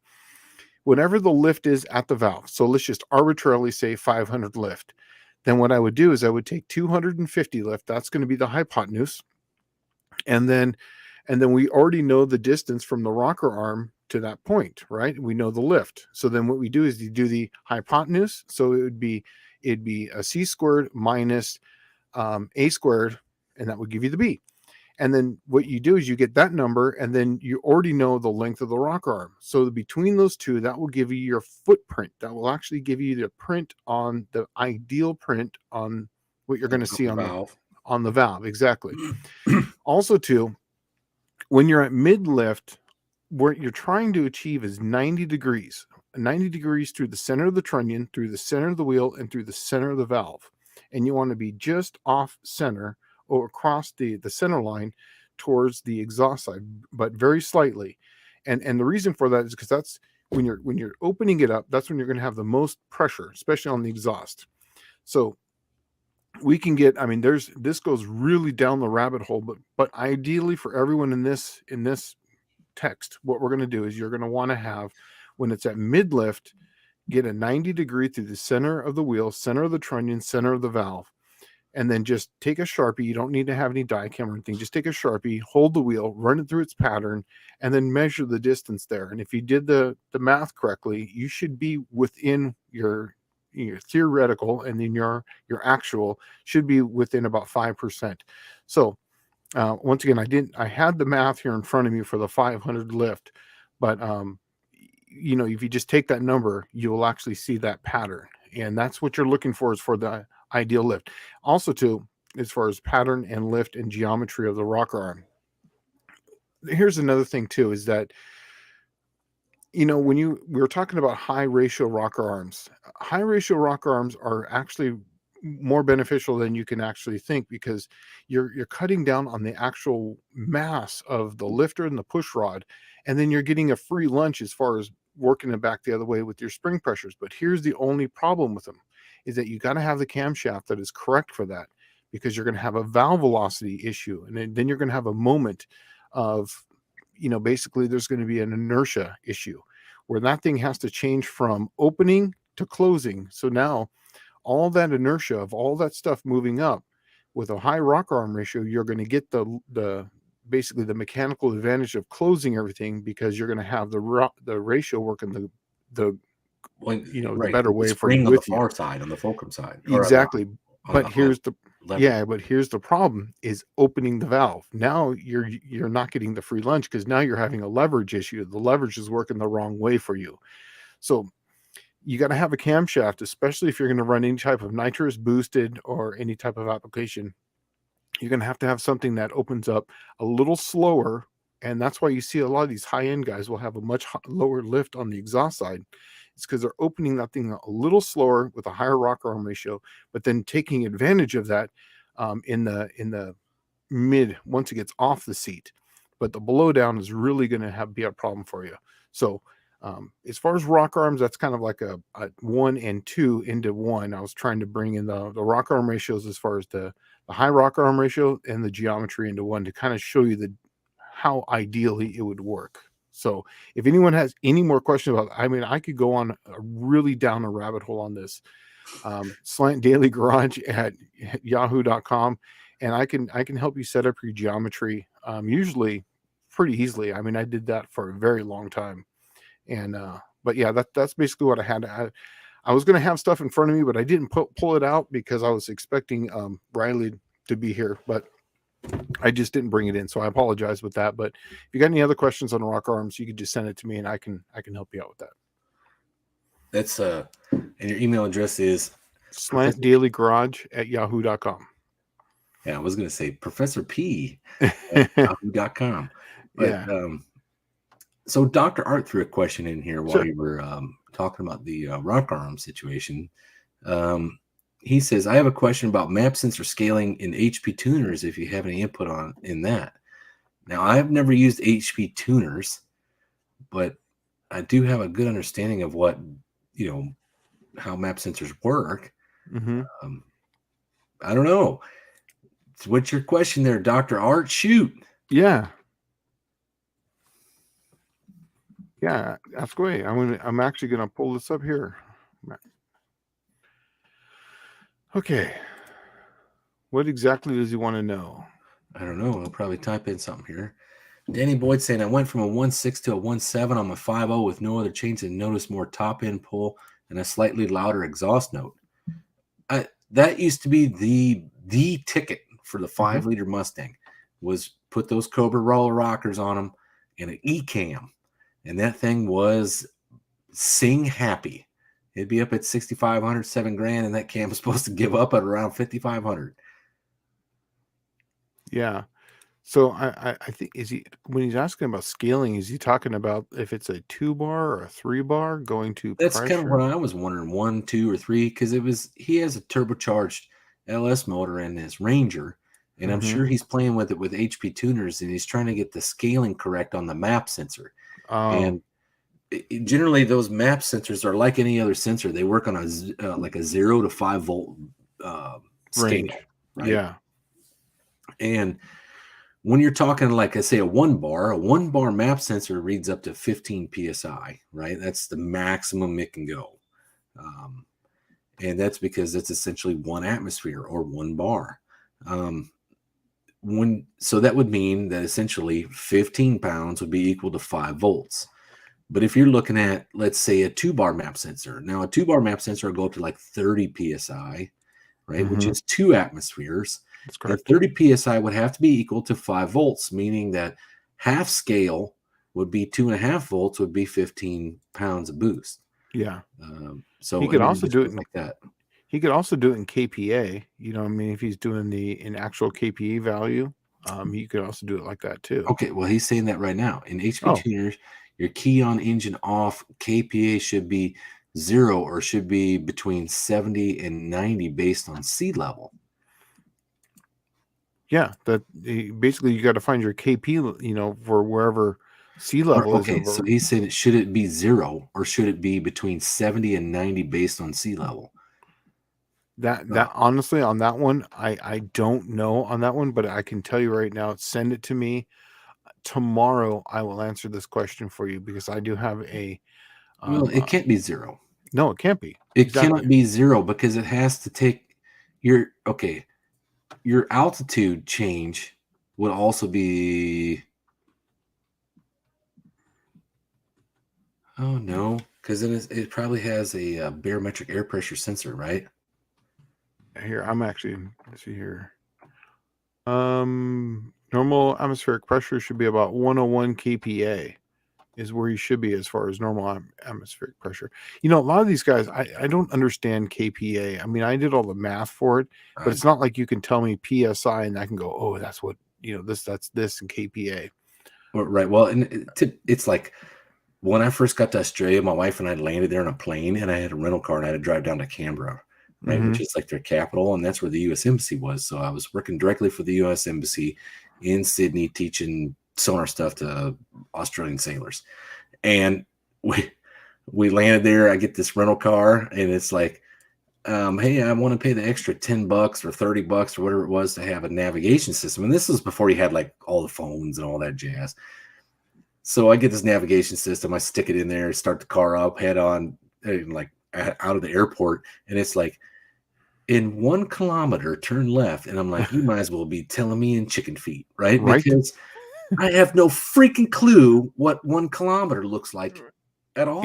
I can't even rationalize it. It's like, how like, do I even? Is it 3? I don't know the numbers. And it started telling me all this. And I'm like, this thing is worthless. And I ended up having to pay like $200 for that navigational system because I just got mad at it, threw it out the window. Yeah. But it was like, I had no frame of reference for kilometers. So wait, what was his sea level? Did he say how high he was? Well, he's in Murfreesboro, so I'm assuming it's like, let's say 700 feet to 1,000 feet. Because 70 kPa is right at about 10,000 feet. So yeah, that's definitely not. 70 kPa is 10,000 feet? Yeah, that's what it's saying here. Well, then I would assume 0 would have to be your sea level. Yeah, so basically moving still the next level of 70 kPa is about 3,000 meters or 10,000 feet, which is just above the tallest mountain. So yeah, that's tall, man. I don't know. I would say I'm still it's learning. at 70 or 90 kPa. 90 is, that puts it, let's see, what is 90 here? 90 tells me 140,000 feet. Or I mean, 14,000 feet. Yeah, it doesn't say no, because it goes the other direction, believe it or not. That's the really? Oh man, that is such a goofy scale. I don't know anything about it. Yeah. Dr. Arts is a 2-bar factory GM map sensor. So you only got to know 0 to 30 kilopascals. So it is. So 90. Oh, wait. Is kPa micropascals? Or no, it'd be kilopascal. Yeah. Yeah. Yeah. That's one of those things. So like 90 kilopascals is basically 13.0. So if you're at 101, that's about 14.64. So that's going to be your basic, atmospheric pressure. Essentially, it's going to be 101 at where we're at. So, and then as the number goes lower, so like 70 is 10 per square inch. So that would be a much higher altitude. Oh, he jumped in the chat. Yeah, Tony, We what's were going actually on, man? talking about you a little while ago. We were kind of wondering. I saw your latest video with slag hammer. You said the 2 cylinders were gooned up and not seating, and I figure you're gonna have to tear it down to do a re-ring job on that. Maybe that's the prime candidate to try out the old school trick where you put some pumice hand cleaner or Ajax down the intake and get that thing to eat and reseat the rings. You know what? Actually, he just sent me a text on this, and it is got Molly rings on it, so it's not going to work. Oh, It crap. got Molly rings, so yes, that won't work for him. Yes, he's actually goes, Shane, you asked about Ajax Baraxo. Yeah, he's basically, that's exactly what I texted him earlier. I didn't know he had Molly rings in it. Yeah. Yeah, we didn't know. We just thought maybe if he had cast iron rings in there, because I know how you like your cast iron rings, that it would be a prime candidate to reseat the rings. Yeah, yeah. Oh yeah, he's saying borax. He says number 6 and 8. Yeah. I know it wouldn't work on the Molly rings because it would be no longer Molly after you're done. That's correct. Yeah. I mean, at that point, pop the cylinder heads out and just do a little spin hone on the thing, Yeah. Yeah. Well, that sucks. All right. Yeah. Well, and you're right. You could probably, man, I wonder how cheaply you could get away with that. Just pulling the intake and head and then hone it with the piston at bottom dead center. Right? I don't know. Yeah. Oh, he's saying he's only got 100 psi in those cylinders. That sucks. Man, that sucks. That's no good. Wait, that's the sloppy motor though, too, right? Isn't it? When it was built sloppy. Yeah, the rings you'd want sloppy so that way you could spin it Well, up. I think the whole thing was sloppy. It was like 6 to 10 thousandths on like overboard. With the standard rings or with standard pistons, I think. Yeah. Yeah, something like that. Oh, Clayton's Toolbox says, Bone and Me is the abrasive that helps. Miami. Yeah. I love that stuff, man. So Bear Rose saying, yeah, Molly changes the game with all that. Yeah. Yes, well, and that's where I was wondering.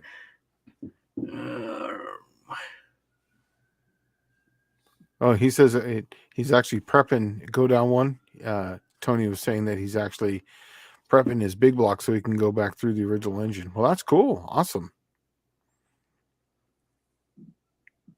Did they ever set up a race? Did it ever happen with Casper yet, or is that? Oh no, Casper sticking. What is that, like header fabrication purgatory? Oh God, yes, right. I want to say the fabricator got sick, and then now they're kind of contemplating if they want to run it the way they're running it. I don't know. They're snaking the headers all over the place. Wow. Yeah, so he's saying it was 10 over motor, and it's got 9 thousandths piston to wall clearance. Oh yeah, you're gonna hear that thing slap until it's hot. Yeah.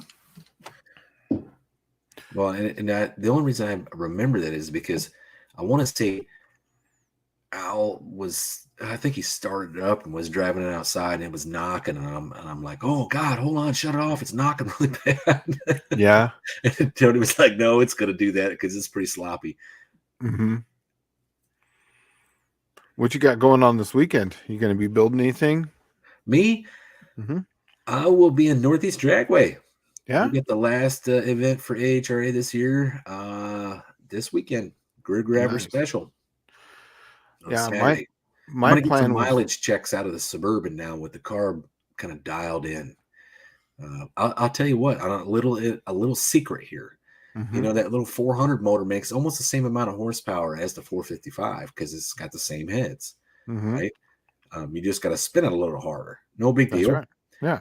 The neat thing is it was always down on torque, but when we put the switch pitch in there, I thought that was going to fix it. Well, now that I got the carburetor dialed in, I do believe that it probably has just as much torque as the 455 with that switch pitch in it.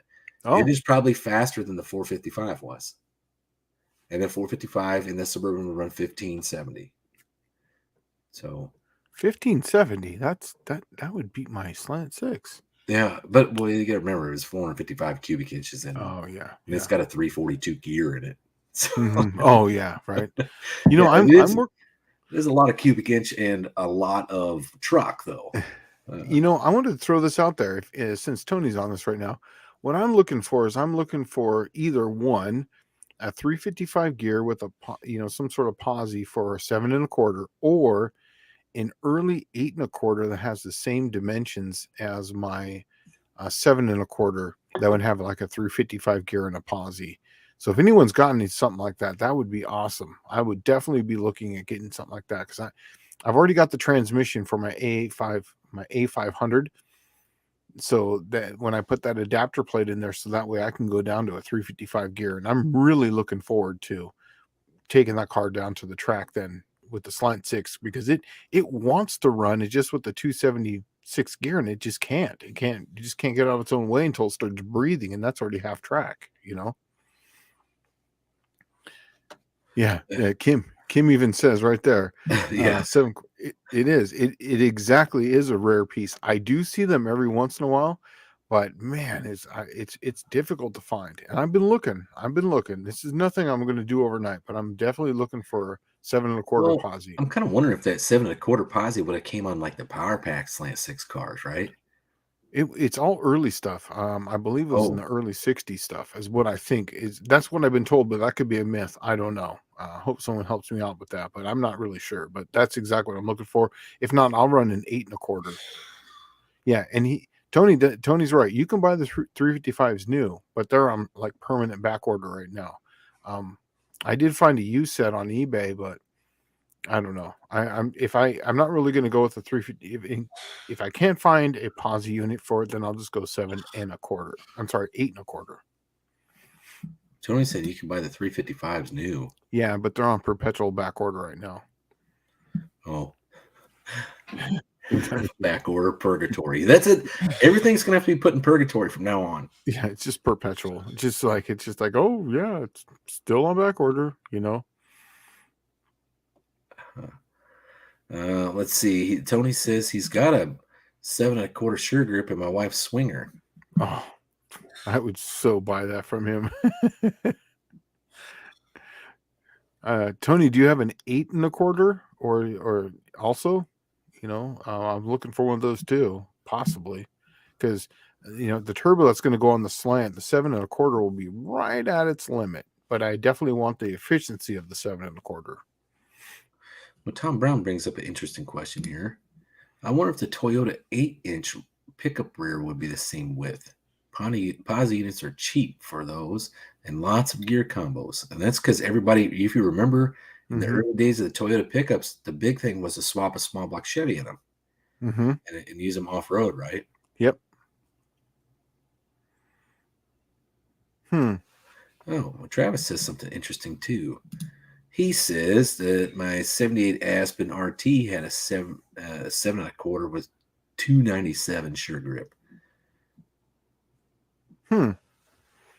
Yeah. You know what? Tony's bringing up a good point. You find those in northern climates. Lots of people order sure grips in snow country. Yeah. I mean, I've been trying. I've been on Marketplace and, obviously eBay, and I'm on 4A bodies only, and just no one seems to, Oh, Dizzy Izzy's going to do is Shane at, I'm going to a party at Clay Mouse Mopar Salvage Saturday. I'll ask him, but yes, please ask him about that, Dizzy. That'd be awesome. Go down 5 of them. Yeah, I see it. Yep. So, yeah, that would be awesome. If you could, that'd be great. I would definitely look at that.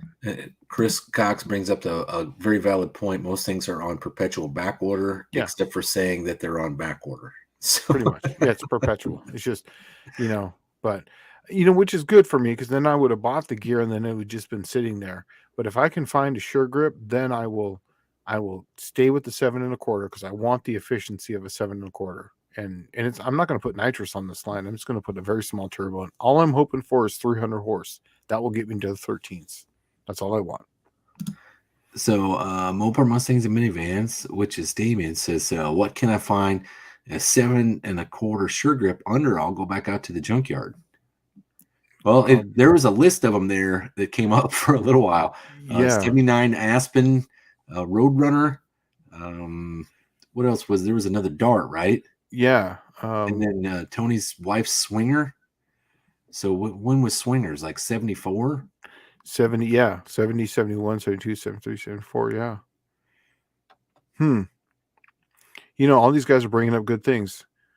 Could call, I'm going to do that. I'm going to call up Motor. There was actually, when I was in Byron during Drag Week, there was a guy who says that there's a Mopar only place in that area. And I just now thought of that. I'll call him up. There's one in Missouri. There used to be this humongous one in Missouri. Yeah. I mean, like 2-3 miles deep. Huge one in Missouri. Yeah. Cool. Damien says he's going to go back out and look. Awesome, man. That would be bitching. Damien, if you could find me something, that would be great. Because I've been looking for one for at least 6 months now. All right. Kim Fixes Things says the Aspens had 8 1/4 and generally extremely tall gears. Yes. But I can find parts for those.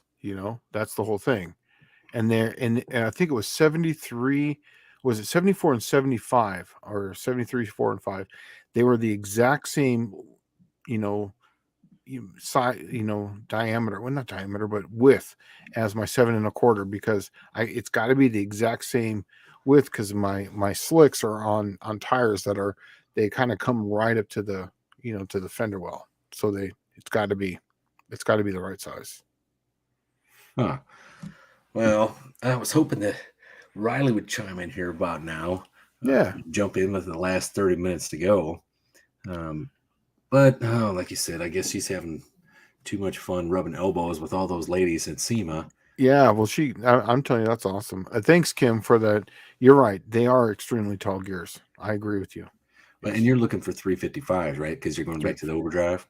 Yes, I'm going to try that overdrive. And that will put me right at about 2,300 RPM at 75 miles an hour, 2,350. So that's like perfect. That's exactly where I want to be for maximum efficiency. Because I'm still trying to hit that 30 miles per gallon mark.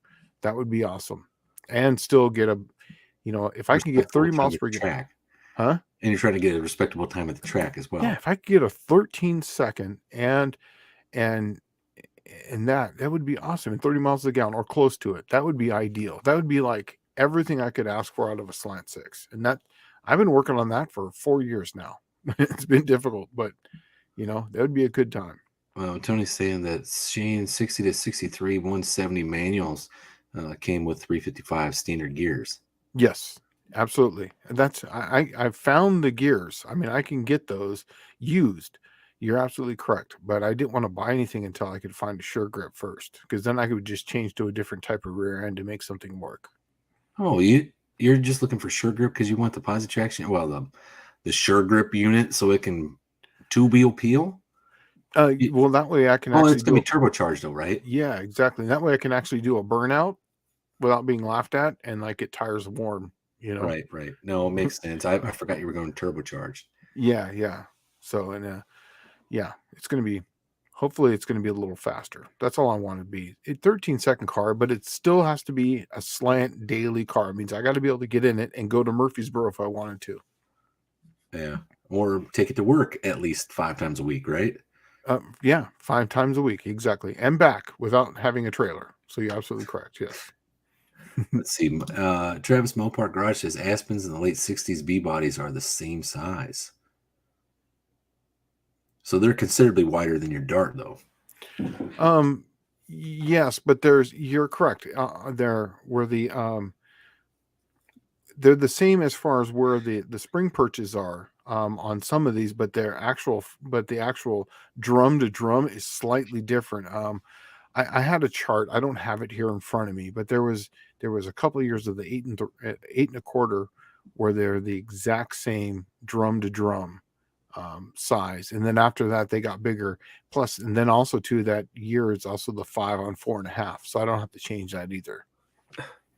Tony's just telling you, weld them up. Be a real man and weld them up. Yeah. I've often thought The about that Lincoln too. locker. Yeah, I mean, I could do that. In fact, if I can't find it, that's exactly what I'm going to do for drag week. I got a spare one out back. I'll weld that sucker up and I'll weld it up tight, and it just is what it is. Well, Damien's saying that he's feels like it was laughed at a bit for the one leg burnout at the No Name Nationals. I don't think anybody said anything about it, so I think you were maybe just thinking that in your head. Well, No Name Nationals is totally different than when you're at drag week. I'm telling you, it took a little something. Like there was times where I was going up there watching these cars run 8 seconds right in front of me, or 10 seconds, and here I'm going up there to, can I get a 16-second out of this car? Like I was super stoked to get 16 seconds. So Fab Race Mod repeats saying that flange to flange is wider on the B body than the A body. Yeah, that's what I Yes, it figured. is. Absolutely. I remember the A body being, what was the Duster? Is the Duster rear end is narrower than the front, right? But it's also the same width as like a early A body. Because Duster is an A body, right? Duster is an A body. It's a late A body. It's 70s is when they came out. 1970. Yeah, and then the early ones would have been like the Dart, the Valiant, the Barracuda. Yes. I remember that. I think the rear end is the same width as those. Yeah, it's the same as that. The front track is wider. Let's see the track. Yeah, I have a little chart here. Right here. Tony's saying right here that the F body will not fit the A body wheelhouse. Oh, what happened there? Oh, we're getting glitchy. I can't click on stuff anymore. Okay. Oh, there you go. F body will not fit the A body wheelhouse with standard offset wheels. Exactly, and that's what I've been running into, and that's why.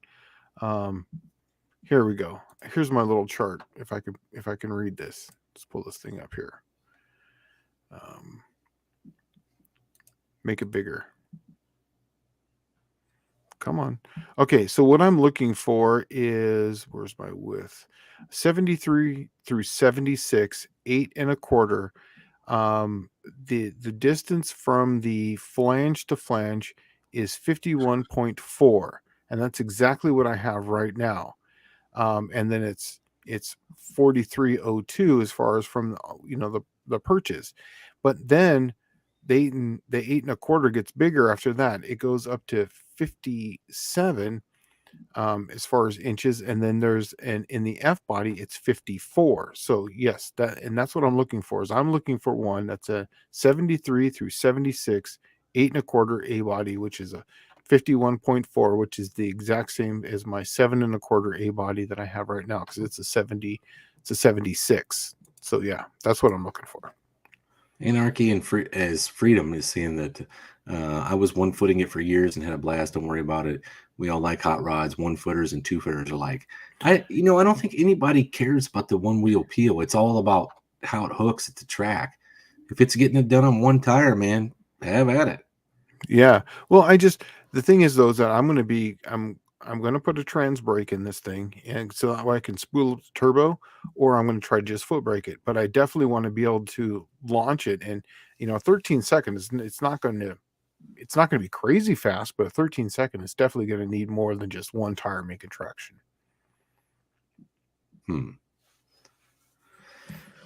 Well, things are winding down, man. I was hoping, because my phone was buzzing a couple of times here. Yeah. I was hoping it was Riley, but because I think it'd be kind of cool if she's at this reception with all these ladies. What would be kind of cool is like, hey, we're gonna do a live here with all of them, Wednesday Night Tech Talk Live, right? We got Courtney Hansen and like who's all the other women within the community that you normally see, like the big name stuff. Well, what's her name? All the Forces. Well, yeah, both Force girls. Yeah, or is there 3? I think there's 3. Brittany, Ashley, and we'll come up with Jenna. How's that? I don't know any of them really. I don't even follow that stuff anymore. Colleen just said Alex Taylor, so that could be one too. Yeah, she's getting really popular now. She's what on that Hot Rod Garage now. Oh, is she? I don't even watch it. Yeah, I'm it's telling on you, I'm like the worst person at watching television. Movies I've seen a ton of because being in the Navy, we get free movies when we were underway, and that's all you had. You didn't have cable yeah. TV or nothing, right? It's a long damn cord. So I watch a lot of movies, but TV, I haven't seen anything. Is Friends still on there? You I know, don't know. I have no idea. I don't know. I watch a lot of YouTube. I have a trouble sleeping, so so that's why I watch. Oh, Ed's machine right there. He has a 74 8 1/4 in a Duster. Do you want to sell it? Yeah, That's what I'm looking for right there. that's what you need. Is that narrow one? Yeah, exactly. Because that way, because remember, I have those rims that are a little wider.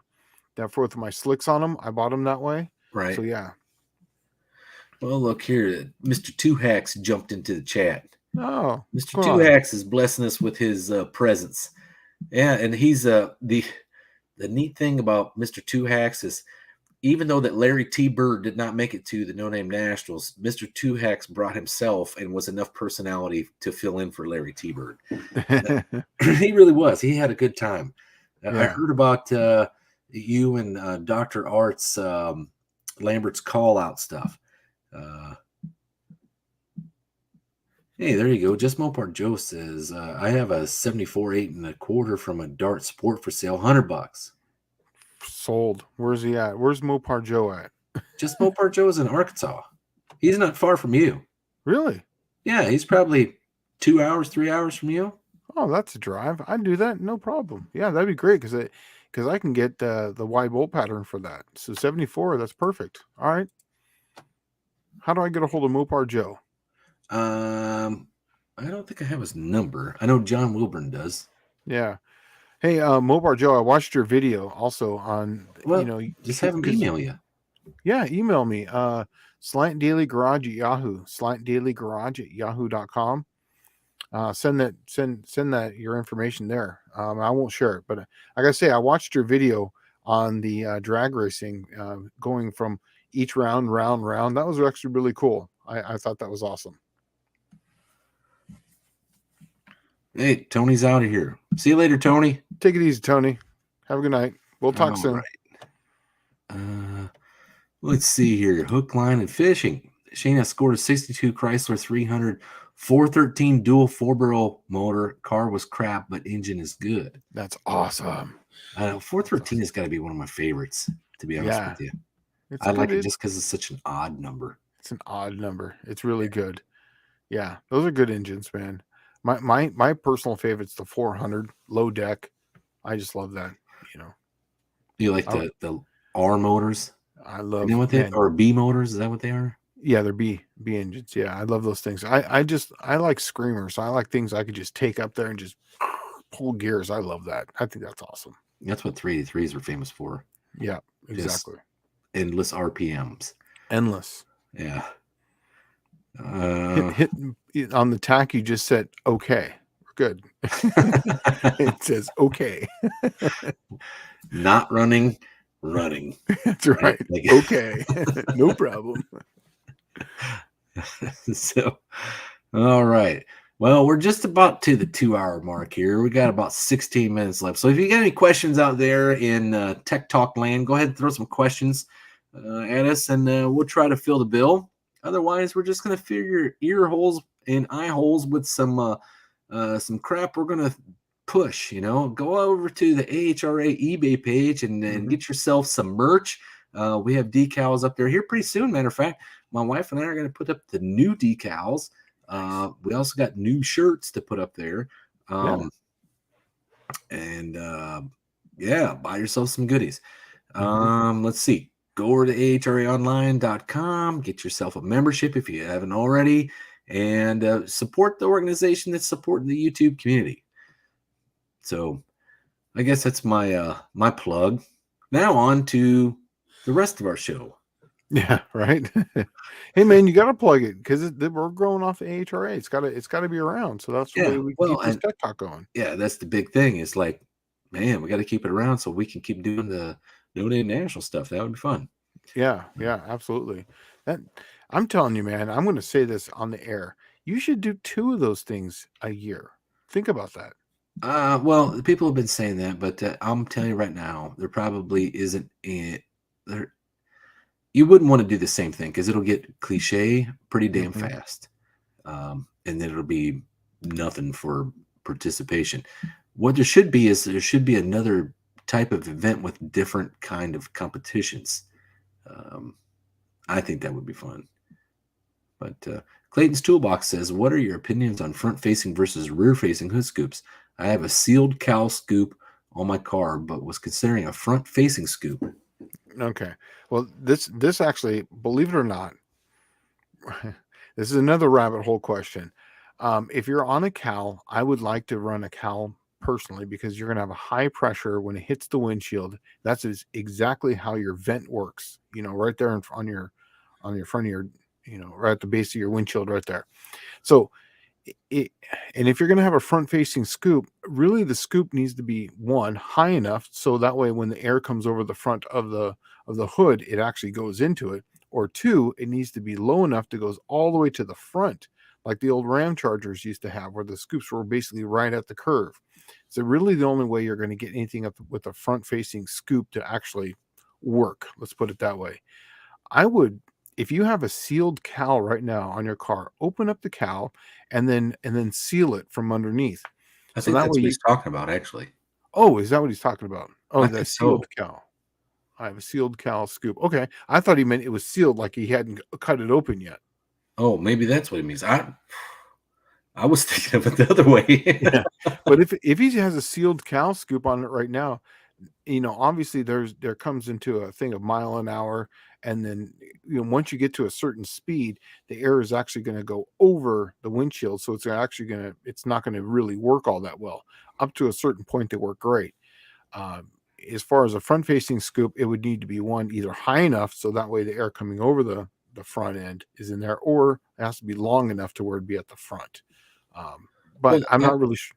here's what I found is a lot of that all depends upon aerodynamics of the car. Exactly. You need to have a front-facing scoop has to be at the leading edge of a high-pressure zone, which is generally on your car is normally the front of the bumper, the grill. When you get above the hood, the air is actually traveling over it Over anyway, it. That's right. right? So you That's why it's need got to like be that. high. That's why Bob Glidden had them really tall snorkel scoops, right? It Exactly. was because he was taking advantage of the air that was being forced up over the car. Yeah, he didn't care about the air at low speed because there was plenty there. But then as the car started accelerating over 100 miles an hour, he wanted the air coming over Mhm. off the top of it to hit that and then pressurize the air. He's basically looking for the ram air effect. Right. Which And the cowl scoops work good because it uses the entire windshield as a high pressure zone, right? to a point, yes. Problem with the windshield is it's not straight up and down like the grill Mhm. normally. It's laid back, right? And what you find is the air, there's a high pressure zone, but normally on a cowl scoop, it's above the cowl scoop. Yeah, yeah, and um, that's kind of why too. Like on my car, if I open up the vent, it's great. Once I get over 80 miles an hour, it doesn't really blow as hard as it is when it's at 60. Is because the air is going over the windshield at that point. yeah, and it's all coming. Yours is coming through the cowl through the vents, right down at the bottom. Yep, exactly. Right, so that tells me right there that you're going to get to a point where it's just not going to have enough air. Bear Rose is asking, what's the furthest west track for the AHRA? Right now, it's Iowa. Now, the furthest west track would definitely be Humboldt, Iowa. Probably not far enough west for you, buddy. Where's he at? He's in Idaho. Oh, wow. Yeah, I'm sure you met Bear Rose Kim Yeah. Oh, yeah. at the No Name Nationals. Hmm. Um, yeah. Colin Tebow says once a year makes it special, so I'm assuming that she's agreeing with what I'm saying. Yeah. Yeah. No, I see that. I really do. Um, but I can tell this is getting um it would get to a point where it gets so many people at one event. But yeah, Travis, yes, I am in Memphis, and yeah, we've talked a couple times. Yeah, yeah, they would be good. In fact, I watched some of your videos of some of the street racing that goes on in Mexico, um, and that's right down the street from me. Yeah. So yeah, we should definitely hook up. That'd be awesome. Yeah, Ed's machine said that he wanted the clean air too. That was Bob Glidden. I'm telling you, man. I think my favorite Bob Glidden thing is where he barrel rolls that car in Atlanta. It must roll like 20 times. I don't know, 12, 13 times. And the first thing he does when he gets out is he takes off his fire jacket and puts it over the intake manifold so no one can see it. He cared nothing about himself or the car. Yeah. Oh, man. Let's see. Mopars, Mustangs, and minivans says Bear Rose was surprised when I called him famous. I'm telling you, that guy made a big name for himself last year in the No Name 500 because he was like running the numbers up like, hey, watch this, guys. All you guys that are saying it's hard to get 500 subs, watch this. Hold my beer, right? And then like whack, 500 subs and 2,000 subs and 2,500 subs and made the rest of us look like garbage. Let's see here. Anarchist Freedom is saying that I remember guys using giant heater hose, one on each side of the air cleaner and running them up to the grill. So yeah, the ram air effect this way back in the early 70s. Yeah, there was a Thunderbolt. Ford did that with a Thunderbolt, wasn't it? Oh, these are like the dryer hose. Yeah, exactly. The dryer hose was coming out of the lights. Yeah, exactly. So they took out 2 of the lights and they ran the dryer hose up to them. Yeah. No, those work. Those actually work really well. Yeah. They still, you can buy aftermarket ram air kits that are like that. Let's see here. That would be kind of an interesting idea, Mr. Tom Brown. I totally want to build a 1/24th scale wind tunnel to test model cars. Absolutely. And I could see that being done really easy with an air compressor. Air compressor, the hardest thing would be to get the clean air, but you could do that with straws. Dude, I'm telling you, I've already thought about this. And you can get the straws and you basically just make like a laminar flow. You get a massive amount of straws go through another area and a massive amount of straws, and then that way the air comes through clean. Well, here's what's really neat about that whole thing. Because then you can go buy all these models of real cars, right, that are already scaled to that size. Yep. And then you don't have to put a real car in there. You just put a model car in there and you blow the wind over it, and the drag coefficient would essentially be the same. Yeah, you would see it. Yeah. It'd That's be hard to measure because you could literally do one of those almost in like a glass encasement. Yeah. Oh yeah. And then watch it from the outside. That would probably be, if there was a YouTube channel that somebody was going to create that they were going to do that build models just for that, I would probably watch that sucker. Yeah, that'd be good. I think it would be. Today we're going to do 62 Valiant. Tomorrow we're going to do the big John Masminian gasser. And right. It's like you've thrown all these models in here that have been made over the past, 60, 70 years. Let's see. Early W30 442s had air intakes under the front bumper. No, I did not know that. Here did I? Yeah, that's awesome. So the Don is saying that the one-eyed cat here is saying that Bear Rose makes me want to work on my stuff when the snow flies. He made us all look like a bunch of pansies. It's like, oh, it's 30 degrees outside my garage. I'm not going outside. And here's poor Kim Bear Rose out there in his garage trying to light a fire in the potbelly stove to bring it up above -14. Oh, really? Like, yes. And you could see he'd breathe and it would be like, it wouldn't be like the steam where you come out, like it would come out and freeze and like fall out of the air, fall out of suspension. It was cold. And he was out there working on with snow up under the car and stuff and pulling motors out of motorhomes. I don't know if I'm subscribed to him. Let's see here. Bear Rose.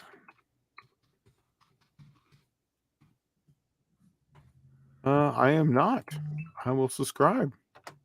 Yeah, check him out. Check out his early stuff. He was just he'd never made a YouTube video before, and when the No Name Nationals was announced, he was all in, and he was ready to come. So nice. He's saying that the 1959 Fords have huge intake vents hidden in the fenders. They're tempting as all get out and easy to reroute. Mm-hmm. I didn't know they had them hidden in the fenders. Oh, wait. Some of them 50s cars had them around the headlights. Like 57 Chevrolet had like a vent around the headlight. It has your headlight bezel, but there's a vent on the top and the sides and the bottom. Yeah. Nice.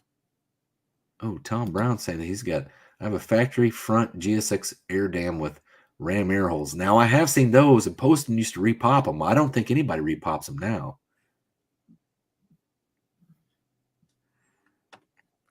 It literally flows to the ground. Bear Rose was telling us that he froze something to the ground under the motorhome. Himself. Himself, yes. That's funny. Well, Hook Line Fishing is saying Dallas Steve M. Yeah, Steve Max, he does the model car stuff. He would be the guy that I would contact and be like, hey, man, let's build some models. We're going to put them in a freaking 24th scale wind tunnel. I think that would be totally badass. Just me.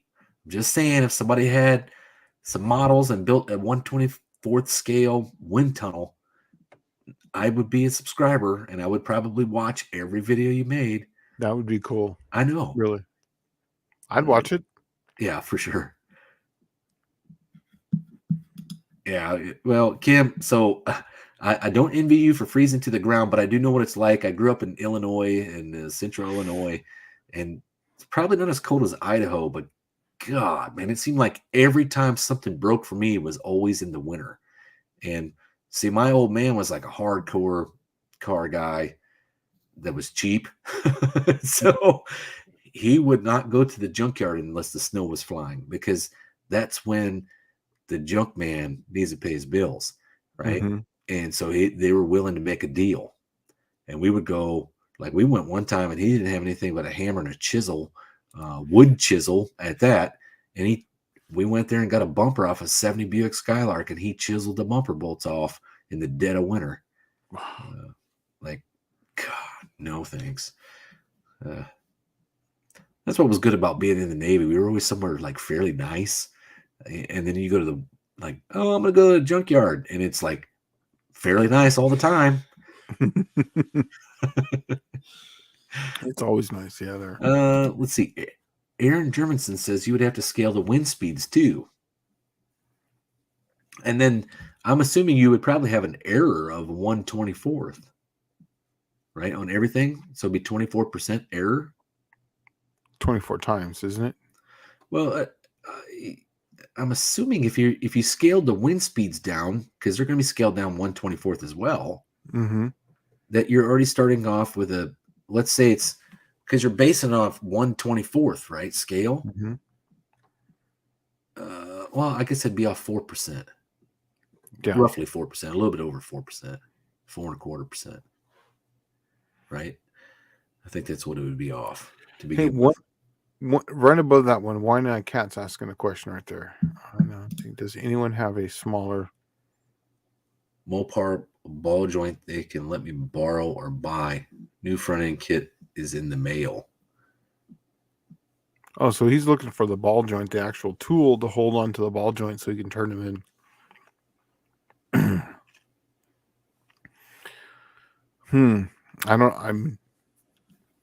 I used to have one. I don't know. Hook, Line, and Fishing says Dallas, it's cold up here in Iowa and Illinois. Well, you can keep it all. Hopefully you have a white Christmas. I don't know what to say. That's why I moved to Tennessee. That's one of the reasons. Let's see. Yeah. So does anyone have a ball joint socket is what One Eye Cat's looking for the small one. I'll look. I'll tell you what. I'll look to see if I can find mine. I know I used to have one. I used to have 3. I used to have the small, medium, and the large one. I don't know. Let's see. Ed's Machine Slant 6. Where do you? I'm assuming he's talking to you, Shane. Oh, Slant Daily Garage. Me? Oh, I work at I work for the Edelbrock Group. I'm an engineer for the Edelbrock Group.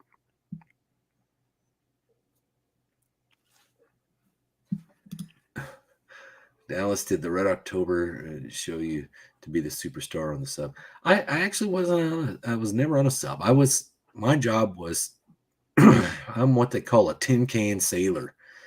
We were on the small boys, and you would find submarines, and then you would shoot weapons at them. That was my job, was to hide the surface ship from the submarines.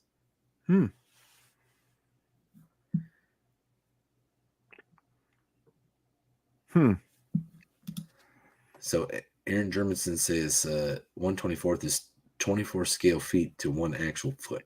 That's correct. Yeah. So whatever it is, that's why you'd have to do it 24 times to get the size right, but then you would have to do the weight. Yeah, and see, when your wind speeds, right? Your wind speeds would be scaled down as well. Yep.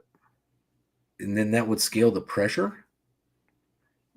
Because I don't think the pressure would scale that to 1/24. No, you would be, the wind would have to be down too, and that would be I'll look into that because that's just a simple physics issue. I just don't know that off the top of my head, but just a physics problem, be simple to figure out. I could have that for next week. It's hardcore talk. How about that? Sure. Jody Calhoun saying that Dallas, a friend of mine called it the ghetto Navy. Oh, well, I was a ghetto superstar in the Navy then. But, yeah, that was me. Surface Navy puke. So, tough life. But best thing I ever did. That's why I retired at 40. Right? Right? The ghetto Navy. All right. Well, it is 2 hours. I haven't heard anything from Riley, so I'm assuming that it's not a go tonight. Yeah, no big deal. I mean, I'm hoping she'd show up, but at the same time, I'm glad for what she's doing. So, yeah, I mean, this is one of those once in a lifetime opportunities, and you don't want to kind of, live in the moment. Yeah, right. Right. Take advantage of being there and having the opportunity. Right. So, all right. Well, until next week, I'm Dallas from Mr. Rodder's Neighborhood. And I'm Shane Pulido, known as Professor P from Slant Daily Garage. I'll see you next week. Yeah. And if we didn't get to a question, once again, you can send it to slantdailygarage@yahoo.com. Once again, slantdailygarage@yahoo.com. I try to get through all of them. It is a busy time for me. SEMA's going on right now. And then I have a lot of stuff that's due also for PRI. So I am a little busy at the moment, but I try to get to all of the questions. All right. Well, I guess that's that. So next Awesome. Wednesday, we'll be live. Yep. You guys take it easy. Thanks for showing up. Maybe we can get Riley on next week's and have her give us a rundown of what happened at SEMA. Yeah, that'd be cool. Think that'd be a good idea? Absolutely. All right. Well, until next week, we'll see you all later. You guys take it easy. Alrighty. See you.